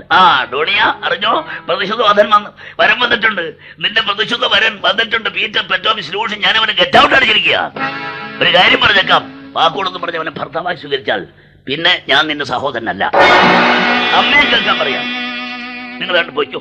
നിങ്ങൾ ഇവിടെ നിൽക്ക് വല്ലാത്ത അസ്വാസ്ഥ്യം പോലെ. റസവും രണ്ടുപേരെയും കൊണ്ടുപോകും. അവിടെ ലൂഷൻ മുറിയെടുത്തിട്ടുണ്ടാവും, അവിടെ കൊണ്ടാക്കുക. റസൂമക്കിൻ രണ്ടുപേരെയും കൊണ്ടുപോകുന്നു. സുന്ദരിയായ ഒരമ്മ, അതിസുന്ദരിയായ മകൾ. അവരെ ആ മുറിയിലാക്കി വാതിലടച്ചോളാൻ പറഞ്ഞപ്പോൾ വാതിലടയ്ക്കാൻ നേരത്ത് ഡോണിയ റസൂവിൻ്റെ കണ്ണിൽ നൂറ്റു നോക്കി, ഒന്ന് തറപ്പിച്ചു നോക്കി. അവിടെ മനോഹരമായ മിഴിമനുകൾ, അവളുടെ മനോഹരമായ മുഖം തൻ്റെ മനസ്സിൽ പോത്തിരി കത്ത് നിൽക്കുന്ന പോലെ തോന്നി. എന്നാൽ കുറക്കാൻ കഴിഞ്ഞില്ല. അത് രാവിലെ ചെന്നു. നിക്കാഫ് പറഞ്ഞനുസരിച്ചാണ്. അമ്മേ, ഡോണിയ വരൂ, വിളിക്കുന്നു. എടാ കുഞ്ഞെ, എൻ്റെ മോൻ അങ്ങറ്റിരിക്കുന്നു. വളരെ ആശ്വാസമുണ്ട്. അവന് ഈ അസുഖം വരാൻ പ്രത്യേകിച്ച് വല്ല കാര്യമുണ്ടോ കുഞ്ഞെ? വല്ല പെൺകുട്ടികളുമായിട്ട് വല്ല ബന്ധമുണ്ട്? അമ്മ ഊഹിച്ചത് ശരിയാണ്. ഞങ്ങളുടെ ആ ലോഡ്ജിലെ ഉടമസ്ഥയുടെ മകളുമായിട്ടൊക്കെ ഒരു ബന്ധമുണ്ടായിരുന്നു. അവളെ കല്യാണം കഴിക്കാൻ നിശ്ചയിച്ചു. പക്ഷേ അകാലത്തിൽ ആ പെൺകുട്ടി മൃതി അടഞ്ഞു. മരിക്കുമ്പോൾ അവൾ ഗർഭിണിയായിരുന്നു. അത് അയാൾക്ക് വലിയൊരു ആഘാതമായിപ്പോയി. കുഞ്ഞെ, ലൂഷൻ ഞങ്ങളോട് പിണങ്ങിയ ലക്ഷണമാണ്. ലൂഷനും ഇവനുമായിട്ട് വല്ല വഴക്കമുണ്ടോ? വാ, നമുക്ക് അയാളോട് സംസാരിക്കാം. കുഞ്ഞെ, നിക്കാഫ് നിന്നെ ഇങ്ങനെ കണ്ടപ്പോൾ ഞങ്ങൾക്ക് ആശ്വാസമായി. അമ്മ, എനിക്കും ആശ്വാസമായി. എടാ കുഞ്ഞെ, ലൂഷൻ നിനക്കെതിരായിട്ട് എന്തൊക്കെ ഈ കത്തിനകത്ത് എഴുതി വെച്ചിരിക്കുന്നു. നിങ്ങൾ വല്ല വഴക്കമുണ്ടായിട്ടുണ്ടോ? സഹോദരിക്ക് സംശയം. ഞാൻ ചോദിക്കട്ടെ നിക്കാഫ്, ലൂഷൻ നിന്നോട് എന്ത് തെറ്റ് ചെയ്തു? നിനക്കെന്താ അദ്ദേഹത്തോട് ഇത്ര വലിയ വിരോധം? അദ്ദേഹം വലിയ വക്കീലാണ്, ഗവൺമെൻറ് വക്കീലാണ്, ഗവൺമെൻറ് പ്ലീഡറാണ്. സർക്കാരിനെതിരായി, ചക്രവർത്തിക്കെതിരായി ഗൂഢാലോചന നടത്തിയ നെസ്തേവിസ്ക് ഉൾപ്പെടെ 12 പേര് നാട് കടത്താൻ അദ്ദേഹം വിധി സമ്പാദിച്ചു. അത് അദ്ദേഹത്തിന്റെ കഴിവാ, അല്ലാതെ അദ്ദേഹം കൊലക്കുറ്റമൊന്നും ചെയ്തില്ലല്ലോ. തലചുറ്റി വീണ് പോയി. കൊലക്കുറ്റം, ആ പദപ്രയോഗം കേട്ടപ്പോൾ റസൂമുഖിനെ അയാൾ പരിചരിക്കുന്നു, വീശുന്നു, മുഖത്ത് വെള്ളം കുടയുന്നു, അയാൾ കണ്ണു തുറക്കുന്നു. അപ്പോൾ സോയ അവിടെ വന്നു. അമ്മേ, ലൂഷന്റെ കത്തിൽ പറയുന്ന ആ ദുർനർത്തക്കാരി പെണ്ണാണ് ഈ വന്നത്. സോയ തന്നെ അവിടെ വന്നത്. ക്ഷമിക്കണം സാർ, അമ്മ പറഞ്ഞു വിട്ടതാണ്. അച്ഛൻ്റെ ഓർമ്മയ്ക്ക് വേണ്ടി നാളെ ഞങ്ങൾ ഒരു ചെറിയ വിരുന്ന് സൽക്കാരം നടത്തുന്നുണ്ട്. സാർ അതിൽ പങ്കെടുക്കണമെന്ന് അമ്മ പറഞ്ഞയച്ചു. നാളെ അല്ലേ? അതെ. ഞാൻ വരാം. സോയ പോയിക്കോളൂ. അമ്മേ, ഡോണിയ നിങ്ങൾ പൊയ്ക്കോ. പിന്നെ ഇന്ന് ഉച്ചയ്ക്ക് ഞാനും റസവും ഊണ് കഴിക്കുന്നു അമ്മയുടെ കൂടെ. പൊയ്ക്കോ. 2 കൂട്ടർ ഇറങ്ങി 2 വഴിക്ക് പോവുക. സോയയുടെ പിന്നാലെ ഒരാൾ ചെല്ലുന്ന അവൾ കാണുന്നില്ല. കാൽപ്പര്യമാറ്റം അടുത്തു വന്നപ്പോൾ തിരിഞ്ഞു നോക്കി. ഒരാൾ തന്റെ പിന്നാലെ. അവൾ താമസത്തെത്തി സ്വന്തം മുറിയുടെ വാതിൽ തുറന്നു. ഈ ചെന്നയാൾ കൂടെ ചെന്ന് തൊട്ടടുത്ത മുറിയുടെ വാതിൽ തുറന്നു. സോയ, അപ്പൊ നമ്മൾ അയൽക്കാരല്ലേ? അത് ഞാൻ അറിഞ്ഞില്ലല്ലോ. ഞാൻ ഇന്നലെ ഇവിടെ മുറിയെടുത്തു. 4 ദിവസം കഴിഞ്ഞേ പോകും. പിന്നെ വലിയ തിരക്കില്ലാത്തപ്പോൾ ഈ വാതിലും തട്ടിയേക്കണേ. ഞാനിവിടെ കാണും. ഇഷ്ടം പോലെ പണം നിനക്ക് കിട്ടും, ഇഷ്ടം പോലെ. അവൾ ചെന്ന കട്ടിൽ ചാഞ്ഞു. അപ്പോഴവൾ ആലോചിക്കുന്നത് നിക്കാഫിനെ കുറിച്ചാണ്. നിക്കാഫിന്റെ ആ മുറിയിലെ ദാരിദ്ര്യവാസം കണ്ടപ്പോൾ ഇത്ര നിസ്വനം ഉദാരത കാട്ടി കണം പോലലയും മേഘം കാർമുകിൽ പോൽ വർഷിക്കും. ഇത്ര നിസ്വനം എത്ര ഉദാരത കാട്ടി. കേസ് അന്വേഷണം ഊർജ്ജമായിട്ട് നടക്കുകയാണ്. ആ മജിസ്ട്രേറ്റ് അലീന തള്ളയുടെ വീട്ടിൽ പണയം വെച്ച എല്ലാവരെയും വരുത്തി ചോദ്യം ചെയ്യുന്നു. അവസാനം നിക്കാഫിനും സമൻസ് കിട്ടി. അയാൾ ചെന്നു. ചോദ്യങ്ങൾ ചൊഴിഞ്ഞുള്ള ചോദ്യങ്ങൾ. മറുപടിയോ നല്ല ബുദ്ധിപൂർവമായ മറുപടി. ഒരു തരത്തിൽ അയാളെ പിടികിട്ടുന്നില്ല. പക്ഷെ ചില ചോദ്യം ചെല്ലുമ്പോൾ നിക്കാഫ് വിയർക്കുന്നു. ഇവിടെ മൂക്ക് വിയർക്കുന്നു, ഷർട്ട് നനയുന്നു. എന്താ നിക്കാഫ്, നിങ്ങൾക്കൊരു വല്ലാത്ത വിയർപ്പ്? ഒന്നുമില്ല സാർ, ഒന്നുമില്ല. ഞാൻ പറയാൻ വിട്ടുപോയി. ഞാൻ ഒരു ഹൃദ്രോഗിയാണ്. അപ്പോൾ കൂടെ ഇങ്ങനെ വിയർപ്പൊക്കെ ഉണ്ടാവും. അപ്പോൾ കഴിക്കാൻ ഒരു ഗുളികയുണ്ട്, അത് ഞാൻ കൊണ്ടുവന്നിട്ടില്ല. ഞാനത് എടുക്കാൻ മറന്നുപോയി. ഞാൻ പോട്ടെ സാർ. അയ്യോ, നിങ്ങളെന്താ നേരത്തെ പറയാഞ്ഞത്? ഹൃദ്രോഗികളെ ചോദ്യം ചെയ്യാൻ പാടില്ല. അപ്പോഴോ പിന്നെ ഇനി വരുമ്പോഴേ ഗുളിയോടെ കൊണ്ടുപോകണം എന്ന് പറഞ്ഞാൽ തന്റെ കഴുത്തിൽ കുരുക്ക് വീണം നടത്തും. തിരികെ താമസത്തെത്തിയപ്പോൾ ഇരിക്കുന്നു ഗൈലാവ്. ജന്മിത്തമ്പുരാൻ മോസ്കോയിൽ നിന്ന് വന്നിരിക്കുന്നു. മോസ്കോ സ്റ്റൈൽ അങ്ങനെ ഇരിക്കുന്നു. കോട്ടും പാന്റും ടൈം കയ്യിലും ഹാറ്റും ഒക്കെ ആയിട്ട്. ഹലോ മിസ്റ്റർ നിക്കാഫ്, എന്നെ മനസ്സിലായോ? ഞാൻ ഗൈലാവ്. മനസ്സിലായി സാർ. നിങ്ങളുടെ സഹോദരി എൻ്റെ വീട്ടിൽ ട്യൂഷൻ വന്നിട്ടുണ്ട്. അതുകൊണ്ട് തന്നെ എൻ്റെ ഭാര്യ ആത്മഹത്യ ചെയ്തതാണ്. ഒക്കെ അറിഞ്ഞു കാണുമല്ലോ, പത്രത്തിലുണ്ടായിരുന്നു. അറിയാം സാർ, എല്ലാം അറിയാം. ഞാൻ വന്നത് നിങ്ങളുടെ സഹോദരി ആ ലൂഷനെ, ആ വൃത്തികെട്ടവനെ, ആ വക്കീലിനെ സ്വീകരിക്കാൻ പോകുന്നതായിട്ട് മോസ്കോയിൽ സംഭാഷണം പരന്നിട്ടുണ്ട്. അങ്ങനെ ഉണ്ടെങ്കിൽ ചെയ്യരുത് എന്നവളെ ഗുണദോഷിക്കാൻ വന്നാണ്. പിന്നെ പണക്കുഴപ്പം കൊണ്ടായിരിക്കും ഒരുപക്ഷെ അവനെ സ്വീകരിക്കാമെന്ന് കരുതിയത്. എങ്കിൽ അവൾക്ക് വേണ്ടി ഇതാ 15,000 റൂബിൾ ഒരു കവറിലിട്ട് ടു ഡിയർ ഡോണിയ എന്ന് അഡ്രസ് എഴുതി ഇതാ അവൾക്ക് കൊടുക്കാനാ. എവിടെ അവളെവിടെ? എവിടെ ഡോണിയ? എനിക്ക് കാണണം. ക്ഷമിക്കണം സാർ, എന്റെ സഹോദരിയെ കാണാൻ നിങ്ങൾക്ക് സാധ്യമല്ല. നിങ്ങൾക്ക് പോകാം. Good bye. തന്റെ ജീവിത സ്വപ്നം തകർന്നിരിക്കുന്നു. അയാൾ ഇറങ്ങിപ്പോയി. പിന്നെ ഈ ഭൂമുഖത്ത് അയാളെ കണ്ടിട്ടില്ല. ഇതാ കയറി വരുന്നു രസോമുഖൻ. എനിക്ക് ആ പോയവനേതാ? അയാളാണ് ഗൈലാഫ്. എന്റെ സഹോദരിയെ സഹായിക്കാൻ വന്നിരിക്കുകയാണ്. വാ, നമുക്ക് അവന്റെ നീക്കങ്ങൾ പരീക്ഷിക്കണം. വരൂ. കൂട്ടുകാർ രണ്ടും ഇറങ്ങി. ഗൈലാഫ് അറിയാതെ ഇവിടെ പിന്നാലെ കുറെ കറങ്ങി നടന്നു. അവസാനം അമ്മ എടുത്തിരുന്നു. അമ്മേ, അറിഞ്ഞോ, ലവം വന്നിട്ടുണ്ട്. ഗൈലാഫ് ഡോണിയെ സഹായിക്കാൻ 15,000 റൂബിളുമായിട്ട്. അയ്യോ, വല്ല ശല്യം ചെയ്യോ? എന്ത് ചെയ്യാൻ മടിക്കാത്തവനാ? എനിക്ക് അയാളെ പേടിയാ. പേടിക്കാനൊന്നുമില്ലെന്ന് അവനെ ഞങ്ങളെ ഏറ്റു. ഞാനും റിസോർട്ടിൽ താമസിക്കും. ഇവിടെ ജീവിച്ചിരിക്കുന്നെങ്കിൽ അവനൊരു ചുക്കും ചെയ്യില്ല. അവനെ മാത്രമല്ല ഞങ്ങളേറ്റു. ഇതാ വരുന്നു പ്രതിഷ്ഠിത വരൻ ലൂഷൻ. അവനെ ഞങ്ങളേറ്റു. ഉടൻ തന്നെ ലൂഷൻ ആ മുറിക്കകത്ത് കയറി വന്നു. നിശബ്ദത. ലൂഷൻ തന്നെ അത് ഭഞ്ജിച്ചു. ഡോണിയ, നീ എൻ്റെ പ്രതിഷ്ഠിത വധുവാണ്. താമസം നമ്മുടെ കല്യാണം നടക്കും. ഒരു രാജകീയ വിവാഹം, ചക്രവർത്തി പോലും പങ്കെടുക്കും.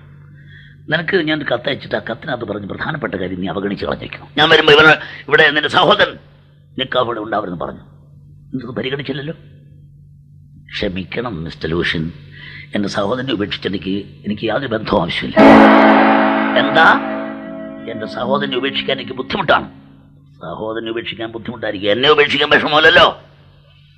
ലൂഷൻ, ഞങ്ങളെ അത്ര ചെറുതാക്കി പറയുന്നത്, അത്ര വിലയിടിച്ച് പറയുന്നത്. ഞങ്ങൾക്കിട്ട് കാശിൻ്റെ കുറവുണ്ടെന്ന് കരുതി അത്ര കൊച്ചാക്കി പറയുന്നത്. ഓ, കാശിൻ്റെ കുറവ് ഭരിക്കാൻ ആണുങ്ങൾ വന്നിട്ടുണ്ടല്ലോ. ഗൈലാഫ്, നിന്റെ പഴയ കാമുകൻ ഗൈലാഫ് ചുമട് കണക്കിന് നോട്ടുമായിട്ട് വന്നിരിക്കല്ലേ? എന്താ പറഞ്ഞത്? നിന്റെ പഴയ കാമുകൻ ഗൈലാഫായിട്ടുള്ള നിന്റെ അവിശുദ്ധ ബന്ധങ്ങളെല്ലാം അവിടെ മോസ്കോയിൽ അങ്ങാടിപ്പാട്ടാ. പക്ഷേ അതൊക്കെ അവഗണിച്ചിട്ടാണ്, കേട്ടിൽ വെച്ചിട്ടാണ് നിന്നെ കല്യാണം കഴിക്കാൻ ഞാൻ തയ്യാറായത്. ഓർമ്മ വേണം മിസ്റ്റർ ലൂഷൻ. അത്ര വലിയ സൗജന്യം കാണിക്കണ്ട, അത്ര വലിയ ഔദാര്യം കാണിക്കണ്ട. നിങ്ങളുടെ ഭാര്യ ആയിരിക്കാൻ എനിക്ക് സാധ്യമല്ല. നിങ്ങൾക്ക് പോകാം. ലൂഷൻ ഇറങ്ങിപ്പോകുന്നു. നിക്കാവും രസമുഖനും പൊട്ടിച്ചിരിക്കുന്നു, കൈയടിച്ച് തുള്ളിച്ചാടുന്നു. ഡോണിയ, നീ എന്റെ മകള് തന്നെ, നീ എന്റെ അച്ഛന്റെ മോള് തന്നെ. പറയാനുള്ളത് പറഞ്ഞു, എന്റെ മുഖത്ത് നോക്കി പറഞ്ഞു. എന്തിനാ കരയുന്നത്? ആ പോട്ടെ ലൂഷൻ, പോട്ടെ. നിന്നെ സംരക്ഷിക്കാൻ ആളുണ്ട്. ഈ കരയണ്ട. അമ്മേ, ഞാൻ നാളെ അമ്മയ്ക്ക് നഷ്ടമായെന്ന് വരാം. എന്തൊക്കെയാ നീ പറയുന്നത്? അമ്മയ്ക്ക് അറിഞ്ഞുകൂടാ എന്റെ അവസ്ഥ ഏതാണ്. എന്റെ കഴുത്തിൽ കുരുക്ക് വീണിരിക്കുന്നു, അദൃശ്യമായൊരു കുരുക്ക്. ഇത് മുറുകാൻ പോവുകയാണ്. ഞാനില്ലാതെയായാൽ അമ്മയ്ക്കൊരു മകനുണ്ട്, സ്നേഹത്തന്നായ ഒരു മകൻ. ഇതാ വെക്കുന്നു രസോമിക്കൻ. പ്രിയ തോഴ എൻ മാനസമിത്രം രസൗമിക്കൻ, എൻ മാതാവിൻ ഇന്നാൾ മുതൽ പൊന്മകനാം നീ രസൗമിക്കൻ, പൊന്മകനാം നീ രസൗമിക്കൻ. ഒരു വലിയ ഉത്തരവാദിത്വം കൂടി നിന്നെ ഞാൻ ഏൽപ്പിക്കുകയാണ്. അയാൾ സഹോദരനെ കൈപിടിച്ചു, ഡോണിയുടെ കൈപിടിച്ച് റസോമക്കിന്റെ കൈവെള്ളി വെച്ചു കൊടുത്തു. നിന്നെ ഏൽപ്പിക്കും സോദരി ഖിന്നയാം ഡോണിയയെ ഞാൻ, എന്നേക്കുമായി വേർപിരിയുന്നു നിക്കാവ് എന്റെ അന്ത്യം ആസന്നമായി അത്യാസന്നമായി. നന്മ നിറഞ്ഞ പ്രിയ തോഴ എൻ മാനസമിത്രം രസോമിക്കൻ, എൻ മാതാവിൻ നിന്നാൾ മുതൽ പൊന്മകനാം നീ രസോമിക്കൻ, പൊന്മകനാം നീ രസോമിക്കൻ. കണ്ണു തുടച്ചുകൊണ്ട് നിക്കാഫ് ഇറങ്ങി പോകുന്നു. നിക്കാഫ് ഡേയ് അത് നിന്നില്ല, തിരിഞ്ഞു നോക്കില്ല. ഒരാഴ്ച കാലത്തേക്ക് കണ്ടില്ല. പിന്നീട് നിക്കാഫ് പ്രത്യക്ഷപ്പെട്ടത് സോയയുടെ മുറിയിൽ. സോയ, നീ എന്നെ പ്രതീക്ഷിച്ചില്ല അല്ലേ? ഇല്ല, ഞാൻ പ്രതീക്ഷിച്ചില്ല. അങ്ങ് ഇവിടെ വരുമെന്ന് ഞാൻ കരുതിയില്ല. ഞാനൊരു വൃത്തികെട്ട ജീവിതം നയിക്കുന്നവളല്ലേ. അത് നിന്റെ കുറ്റമല്ലല്ലോ. നിന്റെ അച്ഛൻ പറഞ്ഞെനിക്കറിയാം. നിന്റെ ചുറ്റമ്മയും മക്കളും പട്ട് കിടക്കുന്ന നീ തെരുവിൽ പോയി. നിന്റെ കുറ്റമാണ്. ഏതായാലും ഞാനിപ്പോൾ വിളിച്ചത് അക്കാര്യം അങ്ങേ അറിയിക്കാനാണ്. ആ ജീവിതം, ആ വൃത്തികെട്ട ജീവിതം, അവിശുദ്ധമായ പണം സമ്പാദിക്കുന്ന ജീവിതം ഞാൻ എന്നേക്കൊട്ട് അവസാനിപ്പിച്ചു. നിക്കാഫ്, നിങ്ങൾ അറിഞ്ഞോ? ചിറ്റമ്മ മരിച്ചുപോയി. അപകടമരണമായിരുന്നു. ആ കുട്ടികൾക്ക് മറ്റാരുമില്ല, ഞാനല്ലാതെ. എങ്കിലും ഞാൻ ഈ ജീവിതം അവസാനിപ്പിച്ചിരിക്കുകയാണ്. അല്പം സമ്പാദ്യമുണ്ട്, ആ കുട്ടികൾക്ക് കൊടുക്കാൻ പോകും. നല്ല കാര്യം, നല്ല കാര്യം. ഇതിനു വേണ്ടിയാണല്ലോ എന്നെ ക്ഷണിച്ചത്. സോയ, ഞാൻ എല്ലാവരോടും യാത്ര പറഞ്ഞു വന്നിരിക്കുകയാണ്. ലോകത്ത് എനിക്ക് ആരുമില്ല. ലോകത്തിന് ഒരാൾ മാത്രമേ ഉള്ളൂ, എനിക്കൊരാൾ. അത് നീയാണ്. അയാൾ അവിടെ മുമ്പിൽ മുട്ടുകുത്തി അവിടെ പാദങ്ങളിൽ ചുംബിക്കുന്നു. അയ്യോ നിക്കാം, അയ്യോ എന്തൊക്കെയാ കാണിക്കുന്നത്? സോയ, നിനക്കറിഞ്ഞുകൂടാ, ഞാൻ വല്ലാത്ത രഹസ്യം സൂക്ഷിക്കുന്ന ഒരു ഭീകരമായ രഹസ്യം. അത് ഞാൻ നിന്നോട് പറയും, നിന്നോട് മാത്രം, ലോകത്ത് നിന്നോട് മാത്രം പറഞ്ഞിരിക്കാം. നാളെ സ്ഥലം വിടുന്നു, എൻ്റെ കൂടെ വരുമോ? അങ്ങ് വിളിക്കുന്നത് എവിടെയും ഞാൻ വരും, എവിടെയും. എങ്കിൽ ഞാനത് നാളെ നിന്നോട് പറയാം. കൃത്യമായി അടുത്ത ദിവസം അയാൾ വന്നു. അവൾ സ്വീകരിച്ചു. ഇരിക്കൂ നിക്കാം. അയാളെ കട്ടിൽ നിന്ന് അവൾ കൂടെ ചെന്നിരുന്നു. അയാളെ കെട്ടിപ്പോണെന്നുകൊണ്ട് അയാളുടെ മുഖത്തൊറ്റു നോക്കൊണ്ട് അവൾ ചോദിക്കുന്നു, എന്താ അങ്ങേക്ക് എപ്പോഴും മുഖത്തൊരു ദുഃഖവും ചിന്തയും? എനിക്കൊരു ദുഃഖവുമില്ല, ചിന്തയില്ല. പക്ഷേ സത്യം പറഞ്ഞാൽ ഇപ്പൊ ഞാൻ സംതൃപ്തനാണ്. കാരണം ഞാനിപ്പോൾ എത്തേണ്ടടുത്ത് എത്തിക്കഴിഞ്ഞിരിക്കുന്നു. അതുല്യ സ്നേഹമേ നിൻമുഖ ദർശനത്തിനാണിതുവരെ കുഴന്നതും തിരഞ്ഞതും ഞാൻ. അന്ത്യനിമേഷത്തിലുമൻ ആത്മവിഭജികയിൽ നിൻ അങ്കുലികൾ സഞ്ചരിക്കിൽ സരിദാസൻ ഞാൻ, സരിദാസൻ ഞാൻ. അതുല സ്നേഹമേ സഖി നിൻമുഖ ദർശനത്തിനാ ഇതുവരെ കുഴന്നതും തിരഞ്ഞതും ഞാൻ ചോദിക്കട്ടെ, നിനക്ക് എന്നോട് പ്രേമമാണോ? സത്യം പറയൂ. എനിക്ക് അങ്ങയോട് പ്രേമമാണെന്ന് മാത്രമല്ല, എനിക്ക് മാത്രമല്ലല്ലോ, ഈ ലോകത്തെ ഏത് പെണ്ണാണ് അങ്ങയെ സ്വന്തമാക്കാൻ ആഗ്രഹിക്കാത്തത്? എങ്കിൽ ഞാനത് പറയാൻ പോവുകയാണ്. പറഞ്ഞാൽ നിന്നെ ഉപേക്ഷിക്കും? ഇല്ല. പറയൂ. ആ ഇരട്ട കൊലപാതകം നടത്തിയവൻ എലീന തള്ള എലിസബത്തിന് വെട്ടിക്കുന്നത് ഞാനാണ്. ഞാൻ എന്താ ചിരിക്കുന്നത്? ഇല്ല, അങ്ങനെ ചെയ്യില്ല, ഞാൻ വിശ്വസിക്കില്ല. അയാൾ അവളെ കെട്ടിപ്പുറന്ന് അവിടെ കാതിൽ മന്ത്രിക്കുന്നു. സോയ, എന്റെ സോയ, വിശ്വസിക്കൂ, ഞാനാണ് ചെയ്തു. എന്തിന്? അയ്യോ, എന്തിനു ചെയ്തു? കൊള്ളയടിക്കാൻ. കൊള്ളയടിച്ച് സ്വന്താവശ്യത്തില്ല, പാവങ്ങൾക്ക് വിതരണം ചെയ്യാൻ, അവർക്ക് വേണ്ടി എന്തെങ്കിലും തീരകത്തിച്ചെന്ന് എനിക്ക് തോന്നി. മാത്രമല്ല, നെപ്പോളിയൻ ബോണപ്പാർട്ട് 10,000 ആളെ കൊന്നൊടുക്കിട്ടില്ലേ അങ്ങ് ഔന്നത്യത്തിലേക്ക് ഉയർന്നു. അങ്ങനൊക്കെ ഞാൻ ചിന്തിച്ചു പോയി. എനിക്ക് കേൾക്കണ്ട, ഈ ന്യായവാദമൊന്നും എനിക്ക് കേൾക്കണ്ട. നിങ്ങൾ പൊയ്ക്കോളൂ. നീ പറഞ്ഞു ഞാൻ ഉപേക്ഷിക്കല്ല. നിങ്ങൾ നാൽക്കവലിച്ച് നാട്ടുകാരെ വിളിച്ചു കൂട്ടി ഈ കുറ്റം ഏറ്റു പറയൂ. നീ ഞാൻ അങ്ങയോടൊപ്പം ഉണ്ടാവും. രണ്ടുപേരും ആശ്ലേഷത്തിലമർന്നു. ആത്മാക്കൾ പരസ്പരം വലിഞ്ഞേരുന്ന ആശ്ലേഷത്തിലമർന്നു. നാൽക്കവലി ഭയങ്കര ജനക്കൂട്ടം. തൊട്ട് നിക്കാഫ് നിപ്പുണ്ട്. തൊട്ട് മുമ്പിൽ അമ്മ, ഡോണിയ, നടാഷ, റസോമുഖൻ. അമ്മയും ഡോണിയും വിങ്ങിക്കരയുന്നു. അയാൾ നാട്ടുകാരോട് പറയുന്നു, നിങ്ങൾ ആരും എന്നെ പരിഹസിക്കണ്ട.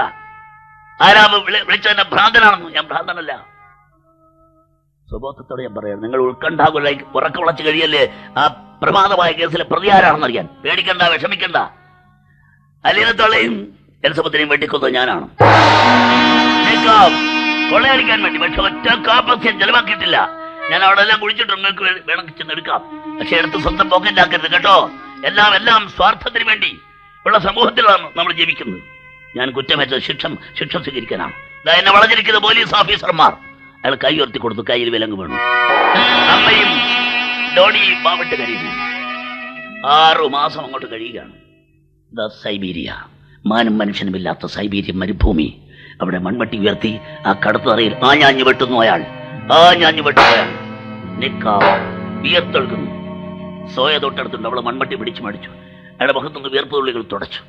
എന്തിനെങ്ങനെ പാടുപെടുന്നത്? വരൂ നിക്കാവ്, അല്പനേരം വിശ്രമിക്കൂ. ഈ മരച്ചുവട്ടിലിരിക്കാം.